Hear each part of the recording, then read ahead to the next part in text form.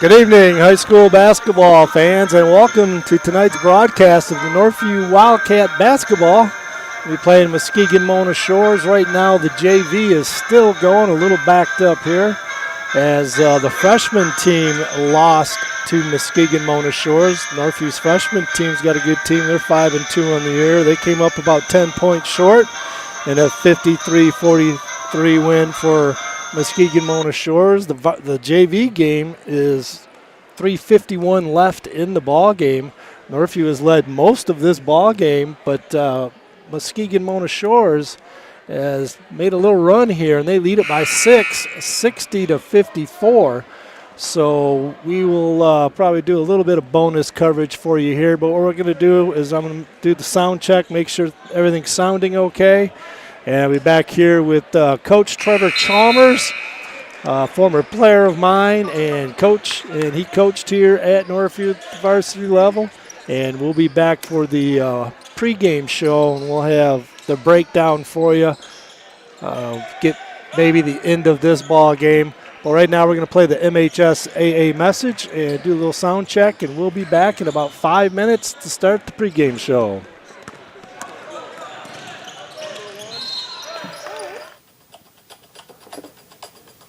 A new president for the MHSAA's Rep Council, and a busy, busy day on the ice in Michigan. I'm John Ross, and this is This Week in High School Sports, powered by the Michigan Achievement Scholarship. This past Saturday, December 14th, was High School Hockey Day in Michigan, and a majority of the state's teams were in action. In Livonia, the Adam Mitchell Memorial Showcase was held at the Eddie Edgar Ice Arena. The showcase started in 2017 and pits teams from the Kensington Lakes Activities Association against teams from the Michigan Interscholastic Hockey League. And for the first time in event history, the KLLA came out on top, winning 6 of the 9 games. Painesdale Jeffers beat Detroit Country Day in the Gaylord D3 Showcase. Midland knocked off Rockford 4-2 as part of the Bay City Showcase. And in the UP, Marquette took care of Lake Orion 9-2, while Riverview Gabriel Richard defeated Calumet 5-2. It was a great day to celebrate high school hockey in the Great Lakes State. Now the regular season has about 2 months left as regionals start on February 17th. All teams will be seeded in the playoffs, and you can see current MPR rankings on the ice hockey page at MHSAA.com.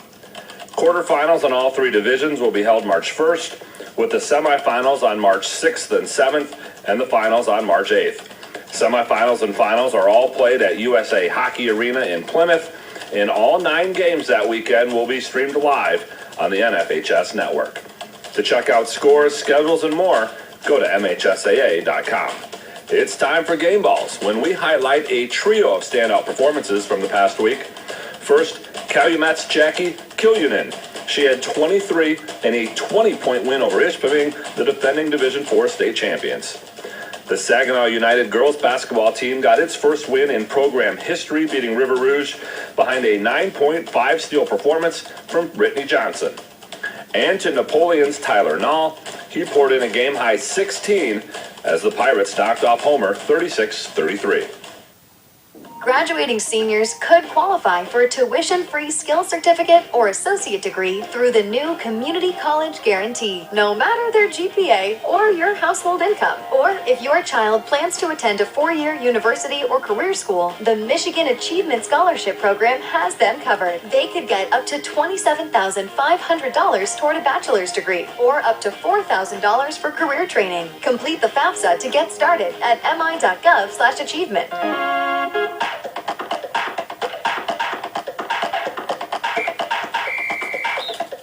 Our weekly Be the Referee feature takes a look at the fine art of officiating with registered official Paige Winnie. We're bowling today, and the question is, can a bowler use a bowling ball with no holes? The answer is yes, but there are some rules around it. A ball with no holes would have to follow static balance rules. If the ball weighs more than 10 pounds, it may not have more than 3 ounces of difference between any 2 halves of the ball. Additionally, there needs to be a plus sign engraved on the ball where the bowler will place their dominant hand if the ball has more than a 3/4 ounce imbalance between any 2 halves of the ball. If there is no imbalance, the plus sign is not needed. and the bowler can place their dominant hand anywhere on the bowling ball they like. Thanks, Paige. Now more than ever, we need officials. If you're interested, please go to the MHSAA website now to register. The MHSAA's Representative Council has a new president. Midland Athletic Director Eric Albright now leads the way after Grand Haven Superintendent Scott Grimes' retirement. The Rep Council is made up of 19 members from across Michigan schools. It serves as the decision-making group for the MHSAA and sets policy and eligibility rules for member schools. Albright has been the AD at Midland since 2010 and is also the school's baseball coach. He's been a Rep Council member since December of 2019 and is also the past president of the Michigan Interscholastic Athletic Administrators Association. Grimes was Rep Council president for 10 years and vice president for 5 years before that. He first joined the council in 2001. His father, Robert, was also president of the Rep Council from 1989 to 1999. For more on the Representative Council, be sure to check out MHSAA.com. You've been listening to This Week in High School Sports, powered by the Michigan Achievement Scholarship, a production of the MHSAA Network. This is the final update for the calendar year, so enjoy your holiday, and we'll be back in 2025.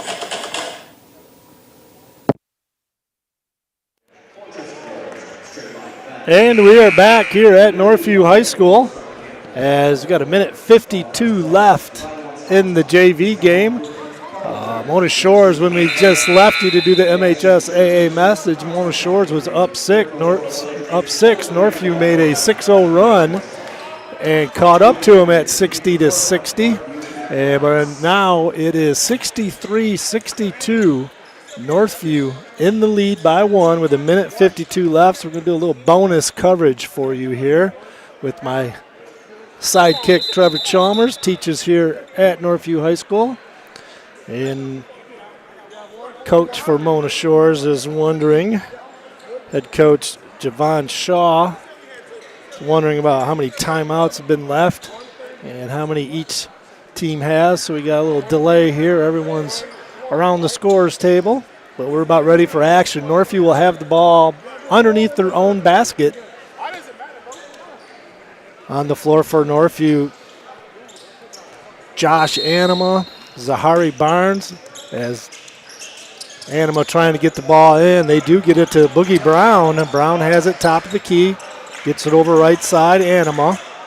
Back top of the key, Taylor. Anima swinging around, good ball movement, gets it inside. Anima scores it as Boogie Brown with the assist. Anima with the score. 65-62. Cats lead it by 3, minute 29 left. Mona Shores quickly coming the other way. Kind of an errant shot by Shores' Tyree Henderson Jr., who I believe will also play in the varsity game. Coach, you're laughing over there. I'm looking down at my sheet here. What happened? Ball went out of bounds, a little chaos on a deflection. Both officials just kind of looked at each other out of position, and then they just pointed one way and agreed. Sounds good. Let's go this way. Yeah. Dribble drive, a little contact, no call. Terpstra couldn't get it to go, the freshman. Northview comes back the other way. Nice move inside by Northview's Isaiah Taylor. Couldn't get it to go, though. Around the rim, comes back out. As Taylor mad at himself. Could have maybe put that one away. But anyways, it's going to go back the other way as Northview with the foul. They're going to go 94 feet the other way, and Shores will be shooting free throws. Both teams are over the bonus, so they'll be shooting 2 from here on out with a minute 9 left in this JV game if you're just joining it. Not missing any varsity action. Varsity teams are out on their sides over there, ready to warm up as soon as this one is over. For Mona Shores JV team, Hooper, the sophomore, got that. Devanque got it to go. Knocks down both free throws, does Hooper. And Northview against some man full court pressure has a 1-point lead and the basketball. 1 minute left in this one in the JV game. A lot of pressure. Brown handles it for the Wildcats. Ball's thrown away. Anima turnover. Mona Shores going the other way with it. Three ball on the way by Shores. Nothing but net. Ice in his veins right there. Big shot by Tyree Henderson. Like I mentioned, we might see him up on the varsity here playing a quarter or so. All the way coast to coast, and you can hear the crowd. Boogie Brown going about 100 miles an hour, left-handed kiss off the glass and gets it to go, and he's fouled. He'll go to the free throw line with the score tied with 35 seconds left.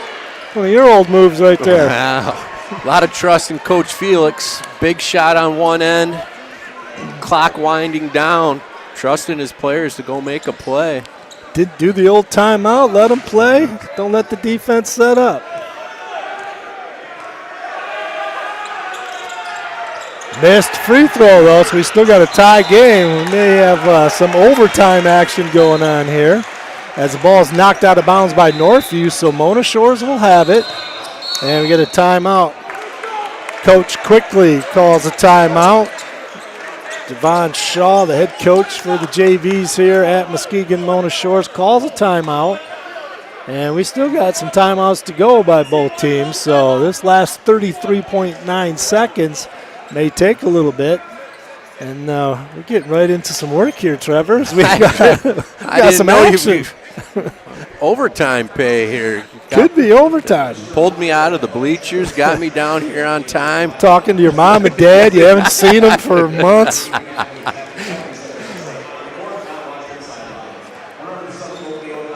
And where'd they go? They must be out of concession stand? No, my daughter's swim. Oh, there you go.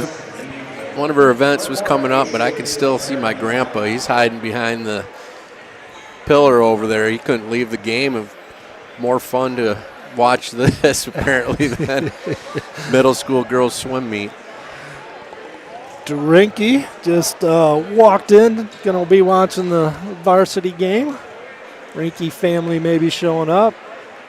People starting to get in here. Look like this is going to be not many fans here, but like you say, there's a swim meet going on. The weather, especially coming from Muskegon, probably isn't the best.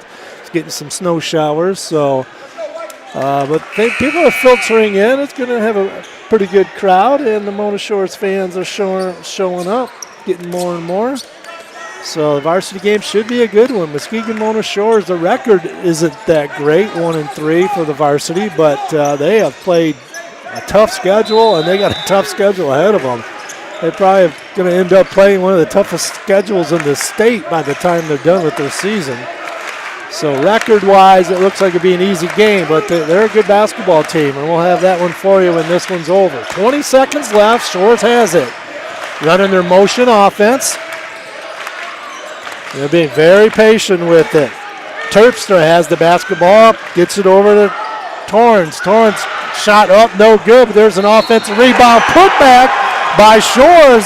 Devonquay Hooper gets his own miss and gets the putback, and on the putback as it goes, he gets fouled. So Shores leads by 2 with 5 seconds left, and Hooper to the free throw line looking for the and one.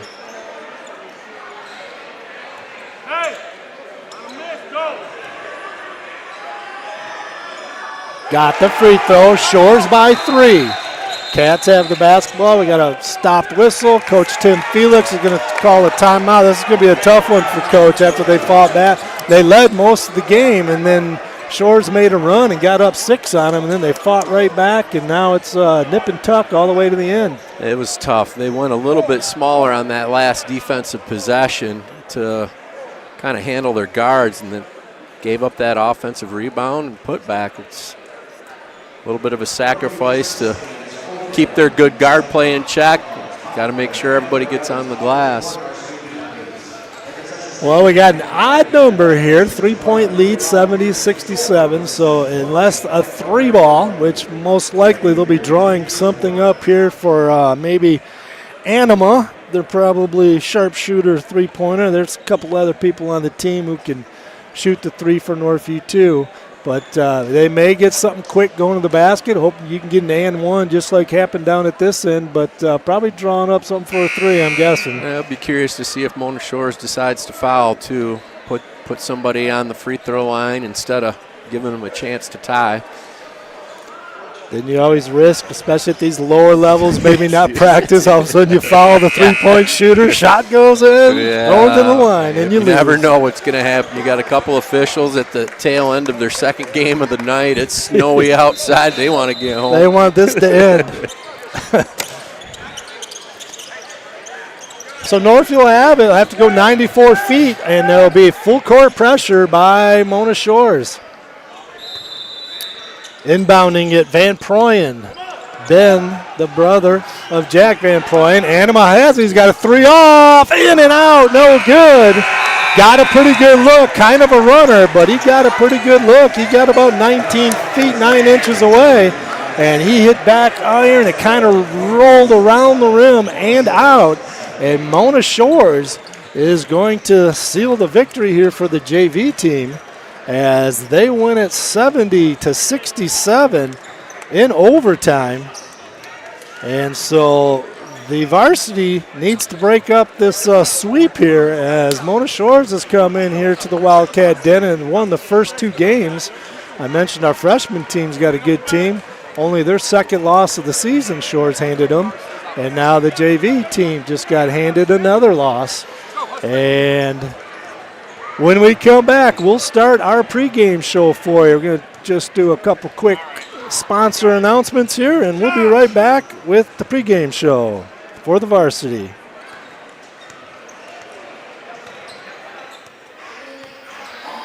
Thank you, sponsors of Northview Athletics, The Score Restaurant, Mike Marsman of Treadstone Mortgage, Ken Jansen of Lake Michigan Insurance Agency, Randy Block of Green Ridge Realty, Lake Michigan Credit Union, Cutting Edge Builders, Tool Construction, Lindy Tanis of Tanis Home GR, Legend Signs, Christian Croft Fundraising, Shannon Swartz of Pierpoint Mortgage, Straight Line Fence, Real Food Cafe, Gold Star Mechanical, All Flow Plumbing, Golf Cars Plus, Design One Salon and Spa, Discount Home Improvement, Keller Williams, River City Mechanical, AIC Insurance Services, Tom's Hometown Bakery, Third Coast Oral Surgery, Boulder Creek Golf Course, Superior Asphalt. Thank you for your support.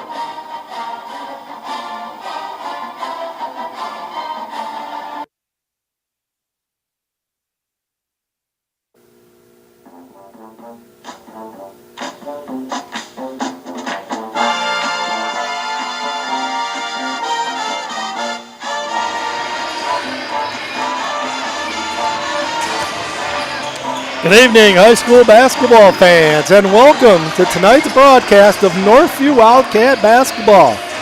Tonight we're coming to you live from Northview High School in Grand Rapids, Michigan for this non-league matchup between the 2-1 Northview Wildcats and the 1-3 Sailors of Muskegon Mona Shores. Hello everyone, I'm Mike Diebold. Along with Trevor Chalmers, we welcome you to the pregame show.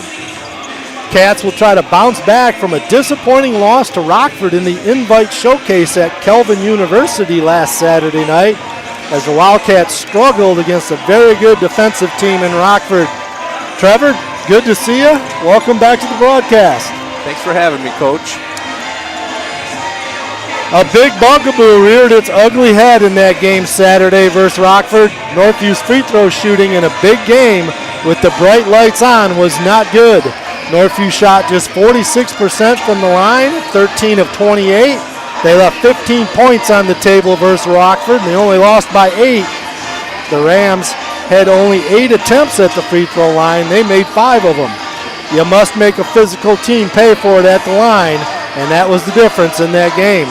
So teams now have a blueprint to beat Northview. Make the other 3 starters beat you, beat up Cam and Brady, make them earn it at the line. Northview also jacked up 22 threes, making only 4 of them 18%. Many of those from deep. So shot selection, making free throws did Northview in. Tonight's a different night. Let's see how the Cats bounce back. Trevor, just wondered, did you get a chance to see that Rockford game at all? I did. You know, Kieran, you mentioned shot selection. That was one thing that stood out to me, specifically in the first half. A lot of guys looking to attack and make plays, and Rockford did a good job once Northview put the ball on the deck. They swarmed those ball handlers pretty quick, and we had some turnovers that we should have been able to make plays out of that collapsing defense. Yes. And so hopefully they learned from that a little bit, watching it on film, seeing how they were attacked, and play with your head up, recognize you got more guys coming at you, and find the open man and make the next best play. Well, when we come back to the Frames Unlimited pregame show, thank you, Kyle Zimdar. We'll talk more about tonight's game right after these messages from our gracious sponsors. We'll also have a Coach Channon interview. We'll be right back.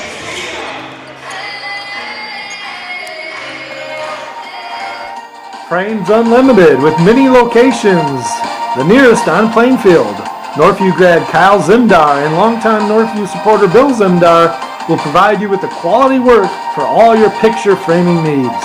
Check out their website at framesunlimited.com or call their Grand Rapids North store on Plainfield at 616-364-9529. Frames Unlimited. So let's take a look at these Mona Shore Sailors under head coach Lewis Murray in his second year. Last year went 5-18, 1-13 in the OK Green, tied for last place. They lost to Grand Rapids Union by 12 in the first game of districts last year. Coach Murray came from Muskegon and was a longtime assistant with the Big Reds under head coach Keith Guy. Very strong program out there in Muskegon, has been for years. And Keith Guy's been doing it for a long time, and Coach Murray was his head assistant coach for a while.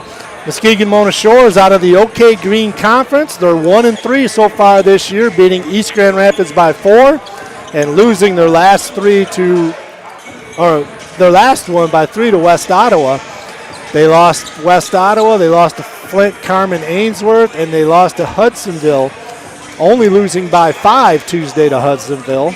One of their losses to West Ottawa was actually a forfeit. One of the players, they have a 5-quarter rule that you can play 5 quarters in a week if you're on the JV team, and I have a feeling maybe that 5-quarter rule was broken, so they ended up having to forfeit that game. The Sailors average 47 points per game, give up 60 per game. They're led by senior point guard Jordan Bledsoe, also led by senior forward Jonathan Pittman. Other starters include junior Milo Berengen, senior forward Landon Smith, and junior guard Ryan Opshammer. Off the bench, sophomore guard Tyree Henderson Jr. We just saw him playing on the JV team. And junior guard DeTravian Frederick and a sophomore forward Anthony Newman will all see action most likely against the Wildcats here. For Northview, 2-1, coming off a tough loss to Rockford on Saturday at the Invite Showcase as the Cats lost by 8. As we mentioned in the opening of the broadcast, had issues at the free throw line, leaving 15 points out there. And shot selection, especially from behind the arc, 4 of 22 from behind the arc. And they weren't just 19-9 threes, they were deep from downtown. And kind of settling for threes after kind of a stagnant offense, quite a bit of standing around at times offensively. They also got outscored in the paint by Rockford, 36-16.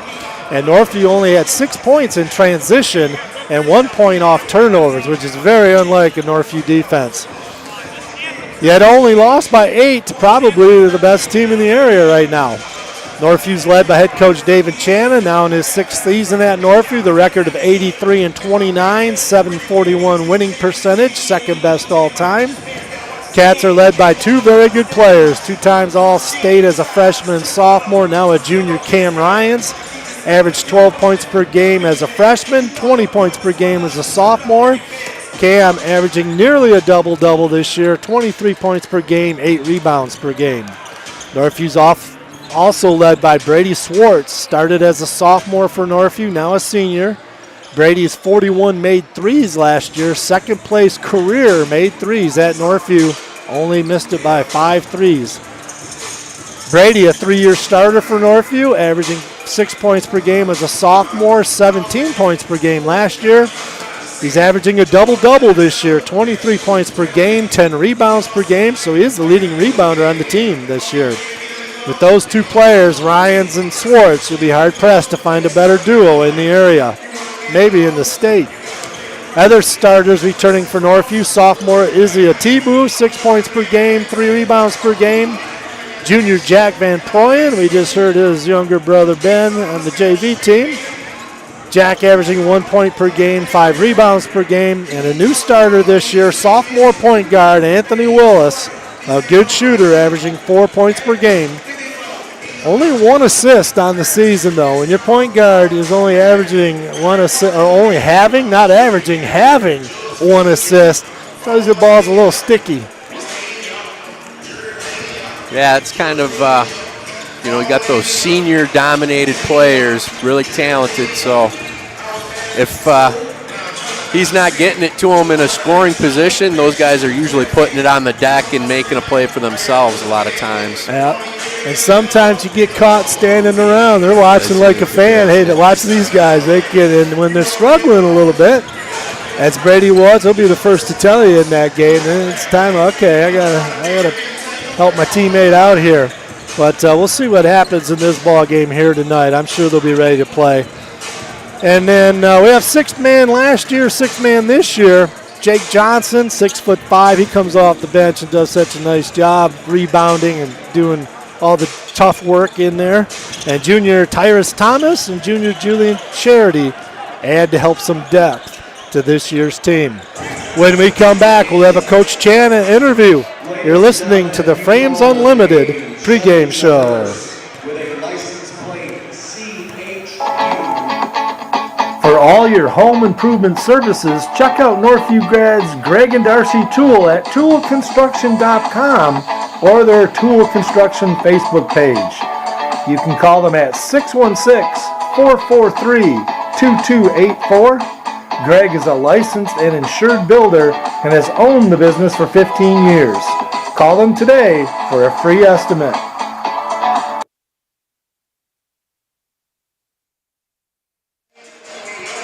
And we're back. Trevor had to just talk to all his fans over here as getting distracted. It is funny. People come up to you wondering like what's going on right now. People coming up trying to talk to you like we got headphones on, not doing anything here. Yeah, they don't know we're middle of a broadcast right now. Want to say hi and talk to us and make fun of me at the same time.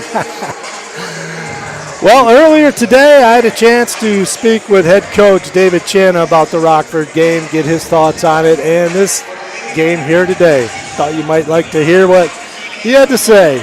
Here's head coach David Chana.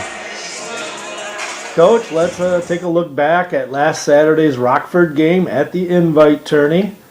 After watching film, your thoughts on that game? I credit to Rockford. They played a good game. I look back on it, and I think the first thing that sticks out is, you're not going to win many games when you go 6 of 21 from the free throw line. I think you missed 15 free throws total, and just that in itself, aside from how the game was played, really hurts you. Outside of that, there's some things that we can learn from. Definitely, it's a growing experience for us, and I think that sometimes, not to sound cliche, these moments can help you down the road, and I definitely think from players and coaches that they'd have. So it's a gift and a curse. You don't like to lose, but sometimes it can help propel you in the right direction, and that's our hope. So having been there with that free throw shooting, it's a tough task because you don't want to harp on it, especially with one game, to get it into your kid's head, then it becomes a mental thing. But what did you say with the kids? And I'm sure you shoot free throws, obviously. Just one of those nights, or forget about it, or it's kind of a touchy topic? You look at it, and it is a touchy topic. I was just watching a college coach speak about free throw shooting the other day. He was a Division I coach. He was like, we can shoot them as many times as we want in practice, but we can never simulate the pressure or the tiredness, or go on down the list of things that happen in the game. So the guys that missed them are guys that usually make them for us. And at the end of the day, this is one of the beauties of basketball is it's an imperfect sport, and on any night you can just be off. So you don't want to dwell on it too much. You don't want it to affect the next game, so on and so forth. And at the end of the day, our kids played hard. They battled. We did, some things that were uncharacteristic throughout the game that, we can clean up and polish. But, in the end, as a coach, I watched our kids play to the buzzer, and I'm proud of them for that. So we'll learn from it, grow, and keep going. All right, well, let's talk about this game tonight. Record-wise, doesn't look very good, but I watched some film on them. It is a very good Muskegon Mona Shores team. Talk about the Sailors. Yeah, this is a really good team. Long, athletic. They go from 6'7" to 6'6" across the board. Like, they've got guys that are long and athletic. The point guard can score it. He's a college-level player. When you look at their two losses, they're to good teams. The Flint, Carmen Ainsworth, and Hudsonville. Both those teams are some of the better teams in the state, and they played both of those teams really tough. So we got to make sure we're ready to play. The way that they play defense with a bunch of, out front zones and presses and traps. It's going to be a lot about just throwing it to your teammates and playing basketball. So it'll be an interesting one for sure. So, yeah, you look at this team, win or lose, let's say you win this game, I mean, they're not going to have a very good record because they play one of the tougher schedules. Their next game's coming up after you. It's going to be, they play Catholic Central, they play Rockford, they play Muskegon twice, they play Byron Center twice.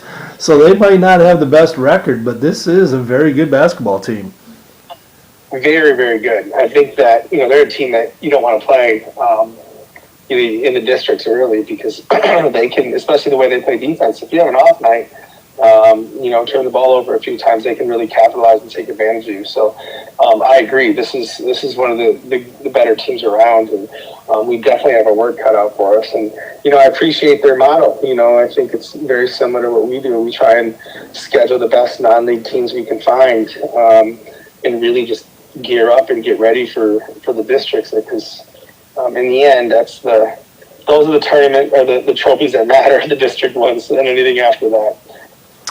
Brady Swartz came from Muskegon Mona Shores. He probably knows quite a few of these players. Yeah, he does. I think he's friends with some of the guys on the team, and I think this will be a cool moment for him, and obviously it means a lot to him. So it'll be an interesting one. And I also was the head coach there for a year, so it's. Oh yeah, forgot about that. It'll be interesting for sure. All right, Coach. Well, good luck tonight. Appreciate it, Coach. Thank you. And that was head coach David Chana of the Northview Wildcats. And as I look over on my think here, we might be having a little technical difficulties here. Something happened that has never happened before here. And I want to take a couple timeouts here real quick, do some sponsor commercials, and see if we're still on air here. We'll be right back.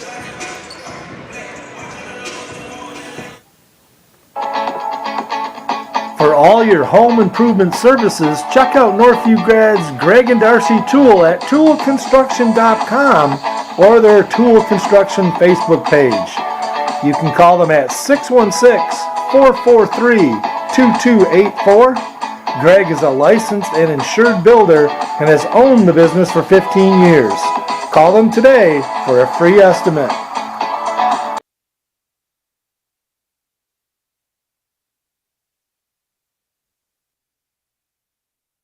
All right, we are back, and it sounds like we were fine. We're still on air. I don't have one side of the production truck here, but that's okay. Wife earning her keep back at home says that can hear us fine and dandy, so that's good. But this is a little new. But sounds like we're doing okay here. So, did you ever play Mona Shores in your varsity career at all? That you can remember? Yeah, when I was coaching, yes. Yeah. We did make one trip out there. I think it was one of the crossover years, those handful of years where when you finished the season and you played record to record, like if you finished third in the white, you played the third place team and on the lake shore.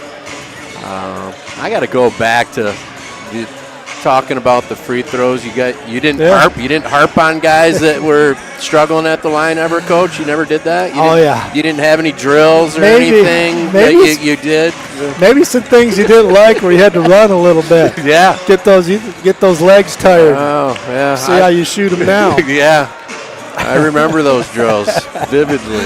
I think you had a nickname from me if I wasn't mistaken. Yeah. Mr. 50%, I think I called you. No, it was that. It was Mr. 1 for 2. Mr. 1 for 2. Thanks. Don't harp on it. Don't nitpick it. Yeah. You can do better than 1 for 2. Use your other hand. Do something. Oh, it's all coming back. Yeah, you get away from me and you're shooting it in a game. It's a piece of cake. You're talking about pressure. Yeah. All right, well, we're going to turn things over to the public address announcer, Carl Bowerman, did you say? Yes, sir. And it used to be Nick Smith. I don't know if he's going to do it all the time or maybe just during the holidays. Nick's not going to do it. Not quite sure. But looks like we got a choir in front of us here, too. So we're going to let you listen to the Northview choir, looks like. This is Varsity Voices? This is our 8th grade, some 8th grade students. Oh, okay. So, yeah, Miss Tammy Helm bringing some kids over from Crossroads. All right, we'll let you listen to them as we do starting lineups and the national anthem with the 8th graders here at Northview.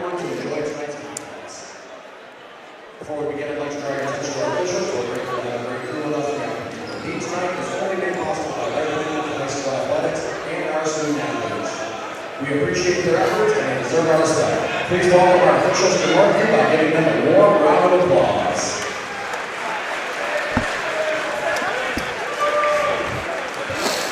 Ladies and gentlemen, the privilege of this event is made possible by those who have fought and continue to fight for the freedoms that we enjoy today. Let us now honor and respect their efforts and our country. Civilian gentlemen, please remove your hats. All veterans, we encourage you to render the appropriate salute. And everyone able, please stand at attention, placing your hand over your heart. As members of the Crossroads 8th grade choir, led by Tammy Helm, sing our national anthem.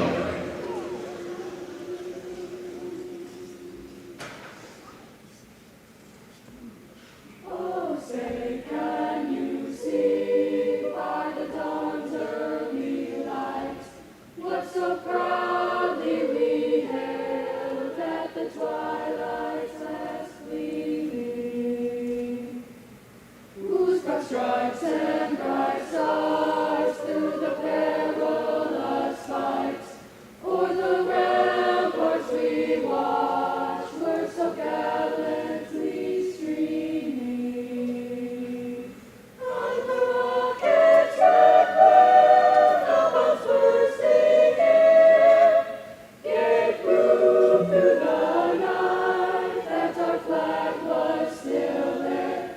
Oh, say does that star-spangled banner yet wave o'er the land of the free and the home of the brave? Thank you, 8th grade choir.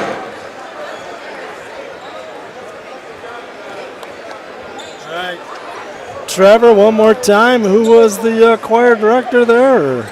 Miss Tammy Helm. All right. Look at you knowing the whole staff from other schools. Must have been here a while. Yeah.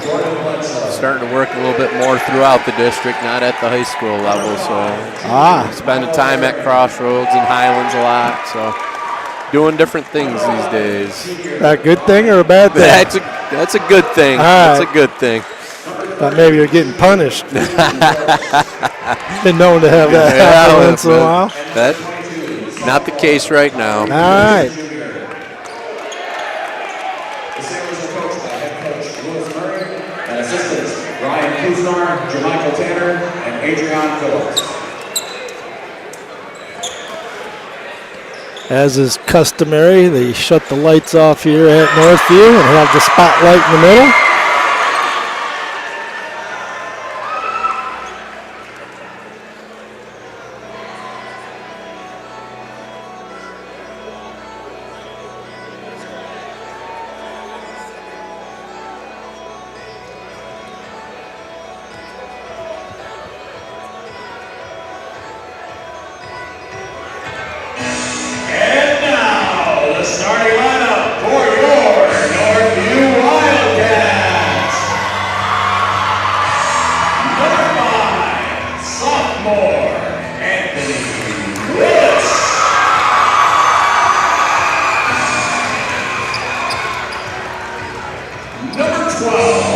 sophomore, Izzy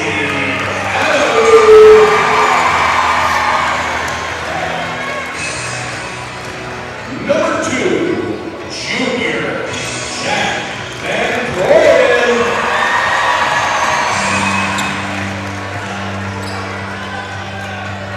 Number 0, junior, Cam Ryan.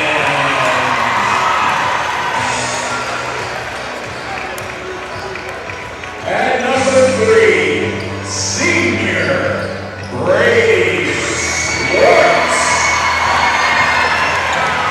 The Wildcats are coached by head coach David Jana and assistants Jeff Anima and Eric Brooks. And there's the starting lineups for you for the Wildcats. Cam Ryans, Jack Van Proyen, Izzy Otibu, Brady Swartz, as well as Anthony Willis. For the Sailors, Jordan Bledsoe, Milo Berengen, Landon Smith, Ryan Opsheimer, and Jonathan Pittman. Also looks like out there Tyree Henderson is in starting lineups. Cats win the opening tip, and Anthony Willis will have it going left to right on your internet dial as Brady Swartz gets double team in the baseline, finds Cam Ryans. He's going to turn it over, and the Sailors turn over the Wildcats on their first possession as Cam was looking to pass it underneath, got tipped away, and the Sailors will have the basketball, their first possession. Just starting here, 0-0 tie if you're just joining us, 7:30 left in the first quarter. Sailors throw it around the perimeter, 3-ball on the way by Berengen is short, no good. And we're going to get a foul on the Sailors. Jordan Bledsoe, his first foul, the team's first. Northview will have the ball side out in front of their student section in their Christmas attire. Looks like pajama night in the Christmas holiday spirit attire. Van Proyen has it for the Wildcats, gets it to Swartz. Swartz drives baseline, goes up for a shot, a lot of contact, no call, goes out of bounds, turnover Swartz. Swartz, a Mona Shores product, came over after his freshman year out there. Coach Chan also coached at Mona Shores, so North coach and player very familiar out there at Norton Shores. 2 turnovers to start for the Cats. Not a good sign, a little bit of a similar trend from the Rockford game. Bledsoe doing a lot of dribbling up top, kind of lulls you to sleep, drives down, misses the shot, but coming away with the shot is Smith. He goes back up with it, can't get it to go, and Van Proyen comes away with that miss. Both teams playing physical, hard-nosed defense. Officials letting them play a little bit. 6:30 left in the first quarter. Swartz gets it to Hatibo, swings it right side, Cam. Ryans gets it over to Van Proyen. Willis is going to drive baseline. Swartz to Ryans. Ryans 3-ball, no good, but he got fouled as the old bugaboo by Tyree Henderson. Never foul a three-point shooter, and Henderson fouled him in the act of shooting 3. So Cam Ryans will be going to the free throw line where he has struggled. 42% at the free throw line. I had to get that one in there. Hopefully he listens to that. I'll get him going. It will fire him up, that's for sure. Got it. Nothing but net. He heard me. Ryans draws first blood here for the Wildcats and for the game.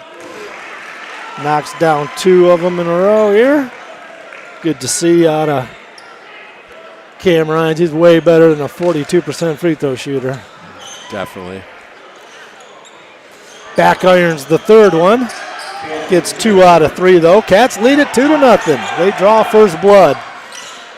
Walking it across the timeline, point guard Jordan Bledsoe, the senior, runs the show for the Sailors. He's going to dribble drive by Brady. Kind of an wild left-handed shot, reverse layup, didn't even draw a rim. Northview comes away with it. Ryan's behind the back. He's going to turn it over. Sailors come away, going the other way. Open court all the way to the basket. Contact, late whistle. As it did look like there was some contact on Opsommer, but because of the lateness of it, as Jason Martin on the call, former player of mine at Forest Hill Central, my first coaching job out of CMU at Forest Hill Central. He was on my freshman team. Won the league, of course. We had a good team. He started on that team, and there's a lot of good players on that team.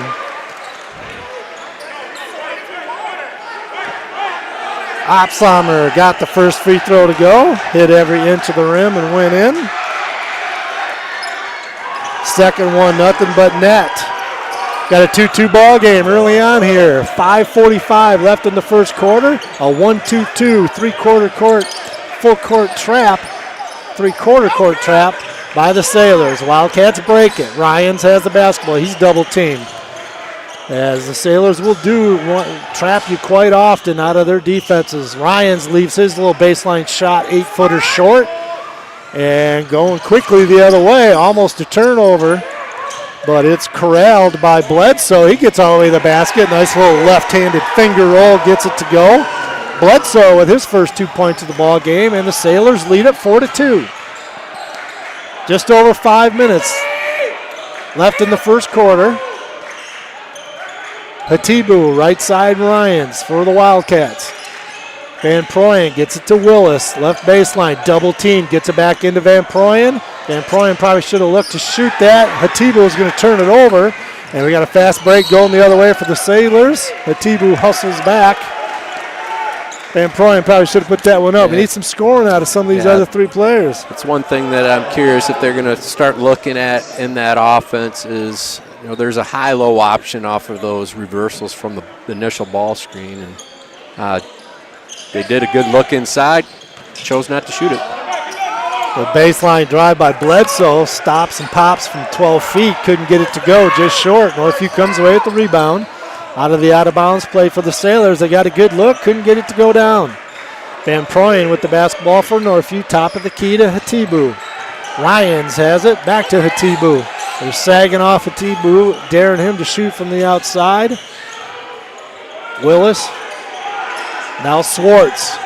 Swartz going to pop from behind the arc. Got it. Brady Swartz. That's good to see him knock one down. 5-4. Cats lead it by 1. Going to get a travel call. He tripped over some feet as Shore's player got his feet tangled up. Opsheimer ends up turning the ball over as he was falling to the floor. Just kind of flung it, trying to save it. Throws it out of bounds, and the Cats will have it. Coach Channon needs a seatbelt. He was out to the free throw line out there. One of those, you need a get back coach like on the football sideline. Good luck with that with him. Willis gets it across. The sophomore running the show for the Wildcats from E.J. Ryans. Nice steal. They tried to get it into Ryans on the low block, but a nice steal right there by Smith just into the game. 3 ball on the way, knocks it down. Jordan Bledsoe nails the 3. Coach Channon going to call timeout, talk to his troops as Mona Shores has taken a 7-5 lead. 3:42 left in the first. We'll be right back. Frames Unlimited with many locations. The nearest on Plainfield. Northview grad Kyle Zimdar and longtime Northview supporter Bill Zimdar will provide you with the quality work for all your picture framing needs. Check out their website at framesunlimited.com or call their Grand Rapids North store on Plainfield at 616-364-9529. Frames Unlimited. And we are back.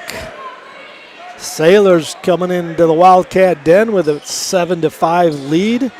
Just over halfway through this first quarter. Cats will have the basketball in their white jerseys, black trim. Sailors coming in their baby blue jerseys. Ryan's almost a turnover, gets the ball back. Going to drive. He's going to get fouled. Foul on the Sailors. That foul is going to be on Ryan Opsheimer. His first. Opsheimer's going to be coming out of the ball game, entering the game Tyree Henderson, the sophomore for the Sailors. Cats will have it underneath their own basket. They get in a box set.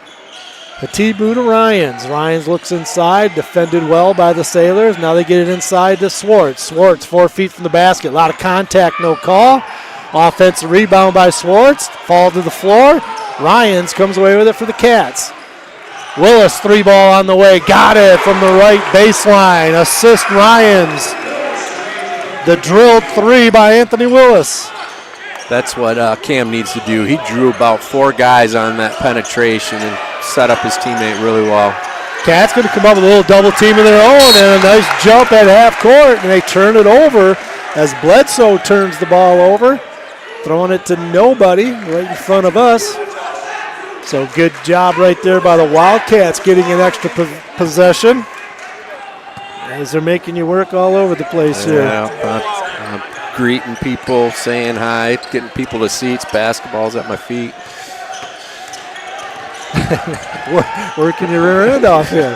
Ryans drives all the way in. A high glasser won't go, just barely drew the rim, but it's knocked away by the Sailors out of bounds, so Northview will retain possession. Kind of got a little bit lucky right there. Northview will have a sideline out right in front of the Sailors bench and on their side of half court, the Wildcats side. Ryans has it top of the key. Man-to-man defense being deployed by the Sailors. Willis gets in the lane, gets all the way to the basket. He's fouled. Anthony Newman, the sophomore, just into the ball game, gets the foul. And Willis will be going to the free throw line. Anthony only 2 free throws in the first 3 games of the season here for Northview. He's 1 of 2 from the line. Good shooter for the Cats, so I'm expecting some good free throw shooting out of Anthony, and he buries the first one. Anthony Willis with 4 points, leading scorer for the Wildcats. Hatibu out of the ball game for the Wildcats, and Mr. Sixth Man Jake Johnson in for the Wildcats. Wide receiver on the football team. Football team had a very good year this year for the Cats. Willis drains his second free throw. Tied for leading scorer of the game. Anthony Willis has 5, and Jordan Bledsoe with 5 for the Sailors. 10-7, Cats up 3, 2:22 left in this first quarter. Entertaining first quarter so far. A lot of action. Double team up top. And we're going to get a timeout. Coach Lewis Murray did not like the trap Northview put on. Saw his player was in trouble. Calls the timeout. We'll stay right here as Cats lead it 10-7. 2:20 left. Your thoughts on this opening 7 minutes or so of this ball game? 6 minutes. I think a smart move on the adjustment defensively to start trapping those high ball screens. It's kind of a staple of their thought process to be ultra aggressive and make guys make plays in those situations. And got a turnover out of one of them, forced a timeout on the second. Still a little loose with the basketball on the offensive end, in my opinion. We got to clean that up a little bit, get those clean possessions. Northview, little surprising in the last couple of games. Usually Northview's defense, man, when they played Godwin Heights, they just absolutely blitzed them. It was turnover city, and Godwin was not that bad of a team. Rockford, they couldn't really turn Rockford over very much, and so far in this game, their pressure, man-to-man defense, because they're so good at getting some steals off their man D, and then in the open court going the other way with Cam Ryans, anybody. They're just tough to stop. But see if their half-court defense can get them some easy buckets going the other way. Into the ball game for the Wildcats, Tyrus Thomas, brother of Tyron Thomas, who played in the Final Four teams, now playing at GRCC. A nice out-of-bounds sideline play. Layup was missed by Bledsoe. Nice job by Coach drawing that one up. Got an easy look for him, but he couldn't get it to go. Cats have it. Willis, 3-ball again. Same combo. Ryans to Willis. Willis knocks it down. He's got 2 threes on the game. Leading scorer in the game with 8. 13-7. Cats by 6. Minute 54 in the first quarter. Almost, here comes these turnovers off their defense. Cats with another steal. Ryan's in the open court where he is so good.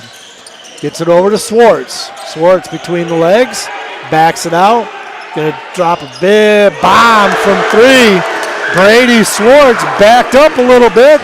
Got himself away from the defender and knocked down a 22-footer.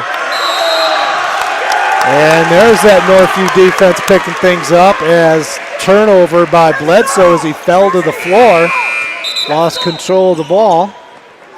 And Northview will have it. Definitely quick swing when you make 3 threes in a row. That changes the ball game really fast. And it started with their defense getting no looks from the Sailors at the hoop. And Northview doing their job on the offensive end.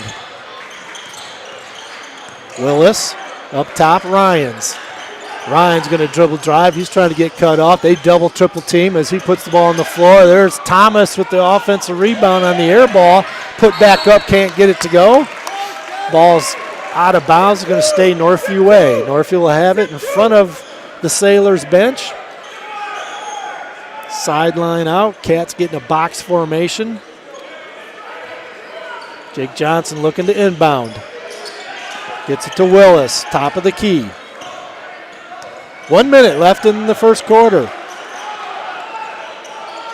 Johnson, Ryans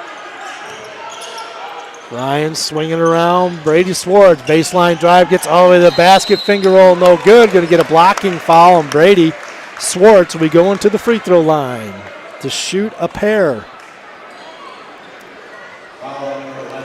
Getting better touches in this ball game. Rockford, very good defense. Denial got up in you. They couldn't really take him off the dribble, couldn't swing it. And then Rockford's a good ball club. You got a bunch of football, quick, muscular athletes that just get up after you. Swartz knocks down the free throw. He's got 7. Looking to try to tie leading scorer of the ball game. If Swartz can knock this next free throw down, it'll be Willis and Swartz with 8. I'm sure Brady's been putting up quite a few free throws these past couple days as he knocks the second one down. Swartz with 8, Willis with 8. 16 of Northview's 18 points between those two. Swartz on the drive, gets a little piece of Bledsoe's shot. Looked like he was going to blow by him. Swartz, I think, got a piece of it. Now Swartz going the other way, coast to coast. And Brady Swartz in double figures with 10, leading scorer in this ballgame. 20-7, Northview's ballooned it out. Cam Ryans thought we had the steal, but he's going to get called for the carry. As he was dribbling, he was falling over someone's outstretched arm, so he brought the ball up high, got the carry call.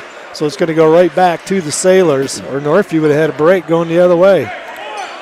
It looks like Mona Shores has got away from any ball screen action to avoid those traps. Now they're forced to go one-on-one a little bit, and they've been coughing it up. Bledsoe gets double teamed as they break him down. Easy one inside as miscommunication on defense for the Wildcats as Henderson gets the easy 2 for the Cats. Nice find by Barringen to find him. Nice pass inside. Jake Johnson muscles it in as he's fouled. He gets his first 2 points. Jake Johnson's first field goal of the season. He's got a free throw that he made earlier in the season. Nice pass inside. Remember who got that ball inside to him? You remember who that was? A nice pass. That was Brady. I think it was. He kind of dealt with some defenders up top and got into the paint eventually. And instead of putting it up in traffic, he finds Jake Johnson, who misses the free throw. Does Jake. And that horn you see is the end of the first quarter as Northview leads it 22-9. We'll be right back. Garage Heating and Cooling. Call them at 616-647-0084 for all your heating and cooling needs. They are located just off West River Drive in Comstock Park. Ryan and Dave Jarash have owned this local company for over 40 years. Call them for all your heating and cooling needs. 22-9. Cats lead it over Mona Shores. Mona Shores got up early on them, not by much, but Shores drew first blood, and the Cats consistently kind of clawing their way back. Yeah, I think it was 18-2 run there. Did Shanna call that timeout at 7-4 and kind of got into the squad a little bit? Guess that was a good timeout. It's a good timeout.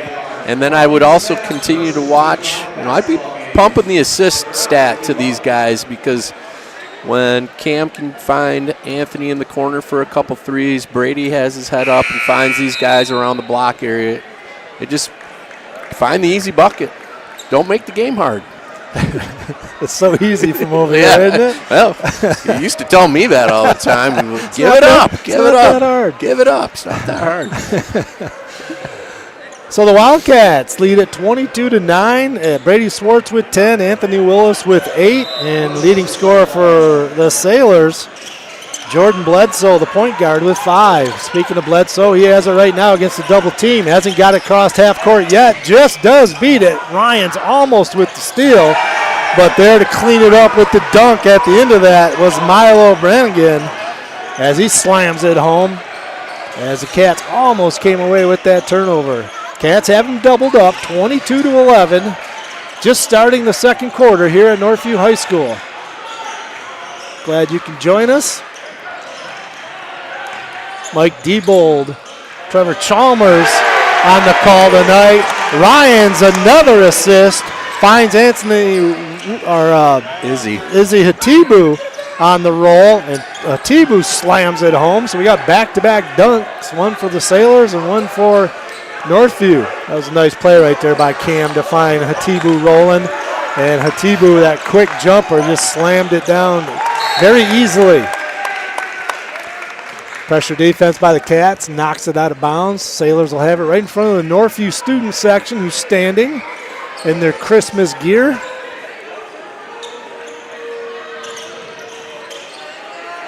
Bledsoe has it way back across the timeline, being checked by the much taller Brady Schwartz. Brady 6'6", Bledsoe maybe 6'1". Dribble drive got by Van Proy, and he had to foul him because taking him off the dribble right there was the senior Landon Smith. He will go to the free throw line to shoot 2. Van Proyen's second foul. He'll be coming out. Jake Johnson will be coming in for Jack. Landon Smith to the free throw line, looking for his first points of the ball game. Back irons it, no good. Also in for the Sailors, DeTravion Frederick, the junior, will be replacing Tyree Henderson. Tyree Henderson Jr. is his name. He is a sophomore. Both free throws were missed right there by Landon Smith, but the Sailors come away with the offensive rebound. Cam Ryans gets it stolen as he had gotten the ball back from a missed shot. And with the steal, Smith, he gets the 2 points after his missed free throws on the steal from Ryans. Northview now at the basketball, up 24-13. Ryans dribble line, baseline jam. Woo, Cam with a little showtime. Slams it home from the right baseline. He left the floor a ways away from that rim. Yes, he did. It's rare to see him get left open like that. Nice pass inside, missed layup right there, missed opportunity for the Sailors as Smith had a really good look on a nice feed by Bledsoe. Couldn't get it to go. Northview comes away with the rebound, and there's a foul on the Sailors. And that foul is on Smith, a little frustration foul after his miss. 5:59 left in the first half. Cats have them doubled up, 26-13. Johnson in the backcourt with Willis. Still haven't got it across the timeline. Now Willis does get it across the timeline. Swartz got an open 3 left baseline. Back iron, no good. Ryans with the rebound. Back out, Brady again. In and out, rattles it out. That was halfway down, came back out. That was a great decision by Cam again. That was a clean shot to a good shooter. Bledsoe gets it swatted by Swartz. Swartz a little talk with his probably former teammate back in the day. Tell him to get it out of here. Bledsoe looked like he's going to have a layup. Brady, as he does, just kind of times it up and swats it high off the board while it was still going up. Northview comes back the other way. And we got a Mona Shores foul, and Cam Ryans will be going to the free throw line. That foul is on Milo Barringen. Ryans to the free throw line. Got himself up past the 50% free throw shooter mark. He'll be happy to see that. Ryans knocks down the first free throw. He's got 5 points on the night. 5:20 left in this first half. Back iron no good by Cam. Sailors have it. Find themselves down 14. They came out playing well. Northview's tightened up the defense. Sailors having some trouble getting some shots off. Coach Lewis Murray understands that. He's going to call a quick timeout here with 5:07 left in the second quarter. I'd like to give a couple shout outs here to our friends from Muskegon Mona Shores out there in Norton Shores, to the Mona Lake Boat Club. Check them out. It's open to the public on Wednesdays lunches and Fridays lunches and suppers. It's open to the public. Great food, very affordable, and they don't have a cook out there at Mona Lake Boat Club. It's a chef. They got very good food. And shout out to the Mona Lake Boat Club there on the beautiful Mona Lake. Has a lot of fun times out there in the summertime. Had a cottage out there for 15 years. And Tom Lenore, if you're listening in, along with Doug and Mary Hawkins, as well as Lori Weiler listening in. They're having it streamed over there at the Mona Lake Boat Club. People listening in, your Shores came out playing well. Northview has now gotten on top of them 27-13 as we're back in action here. 5 minutes. And there goes Shores. Opsheimer finds the three ball from the corner. Barringen knocks it down. Big three. Opsheimer with the assist. Going to get an offensive foul on Brady Swartz. They got the ball up quickly, did Northview. He went down the baseline, stepping in to take the charge. Mona Shores sacrificed the body. Big play right there. Foul on Swartz, his first. Only the second team foul on both these teams in the second quarter. 4:44 left in this first half. Bledsoe walked the ball across the timeline for Mona Shores. Northview man defense all over him. Denial D. Bledsoe gets the ball back top of the key after a couple passes. Bledsoe trying to probe in the lane, gets all the way to the basket. He got fouled. Anthony Willis on the foul for Northview. Bledsoe, pretty quick first step, got by Willis on that one. Coach Chan is disagreeing with the officiating like right there. Happens occasionally with him. Yeah, all of us. Bledsoe will be going to the free throw line. He's got 5 points on the evening. He'll be shooting 2 as he was in the act of shooting. In and out, rattles it out.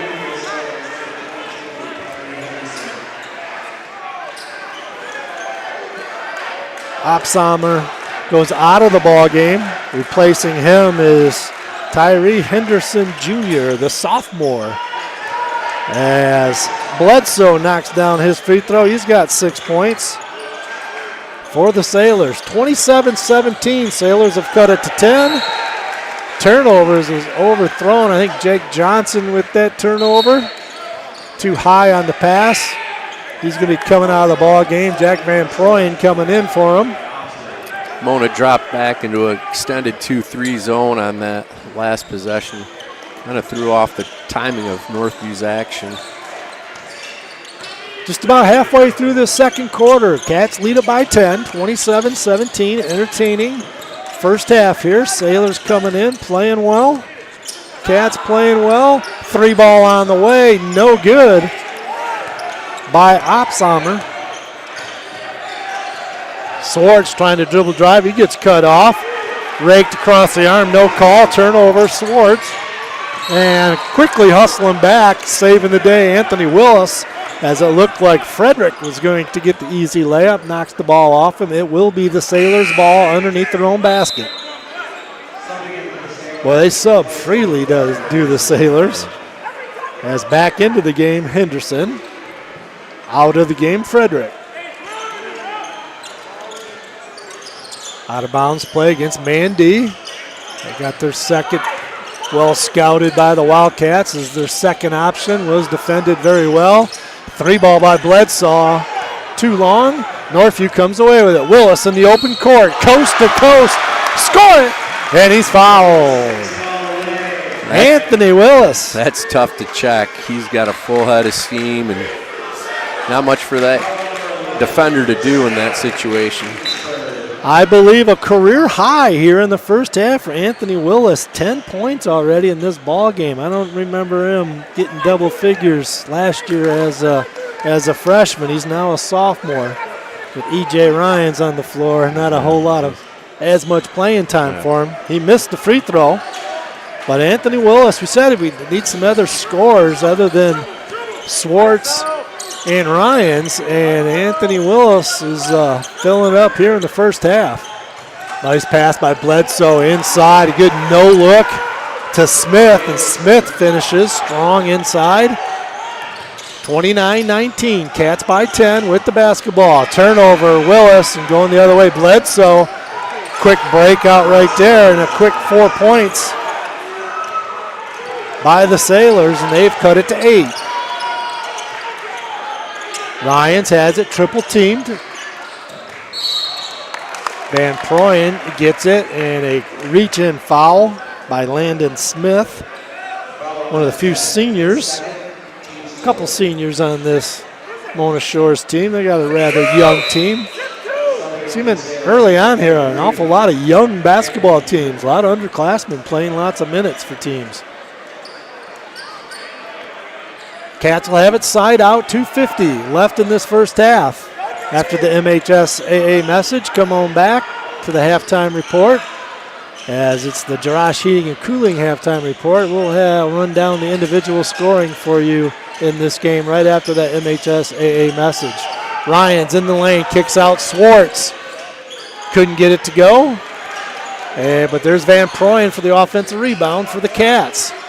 Willis to Swartz. Swartz going to try to drive inside, double team, lost control of the basketball. Another turnover by Swartz. Nice pass inside, gets it over Hatibu. Nice shot by Henderson. I thought Hatibu might be swatting that one into the student section, but he couldn't get it, and the Sailors score it. We got a 6-point, and there's a turnover by Van Proyen for Northview, and quickly the other way are the Sailors. A little sloppy play right here by the Wildcats. I was just going to say it was going to be a big last 3 minutes to this half when they were up, and now they fouled that first possession. 2 turnovers in a row. Not the way to close out a half. No, they found themselves up 10, and you like to keep it up in double figures. All of a sudden, a couple turnovers, a couple nice plays finishing for the Sailors, and we're right back into a tight ball game, 29-23, 2:05 left in the first half. Leading scorer, Brady Swartz with 10, Anthony Willis with 10, Cam Ryans with 5. For the Sailors, Jordan Bledsoe leads all scores for the Sailors with 8. Landon Smith with 4, Tyree Henderson with 4, Milo Berengen with 5. And the Sailors hanging around. They got a good ball club. Coach knew it.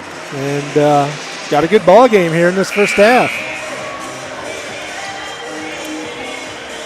Cats come out, their white unis, black trim, little red trim also in there. The Sailors in their baby blues. Royal blue, whatever you want to call it. Little navy blue trim. Also some white trim. And their visiting uniforms. You're in the wrong seat. Coach Chan. He's always entertaining. He's always entertaining. He wants me back on that bench. He said I was in the wrong seat. Yeah, I heard that.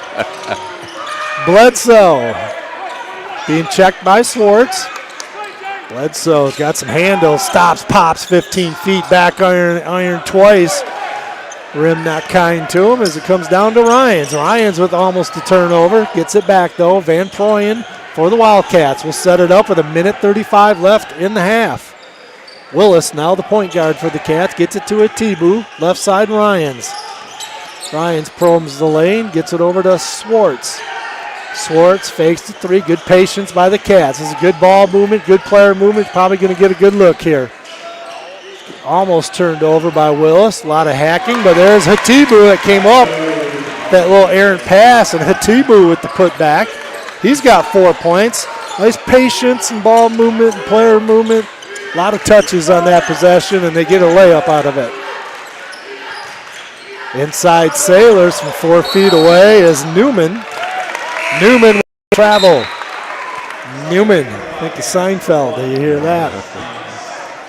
Cats lead it by 8. 56 seconds left in this one, in the first half. See if too much time to play for one. Willis will take the ball across, get to Ryans. Ryans got a lot of room to maneuver. Gets it out to Swartz. Swartz decides not to shoot the three. Goes in to drive. No good. Gets his own rebound, though. And the officials are going to get together. Actually going to get a foul on the Sailors as Swartz was battling inside. I think that was on Anthony Newman, that foul. Should be 2 shots. That's Coach on top of things here. It's a 15 foul in the corner for the Sailors. So Brady Swartz will be going to the free throw line to shoot 2.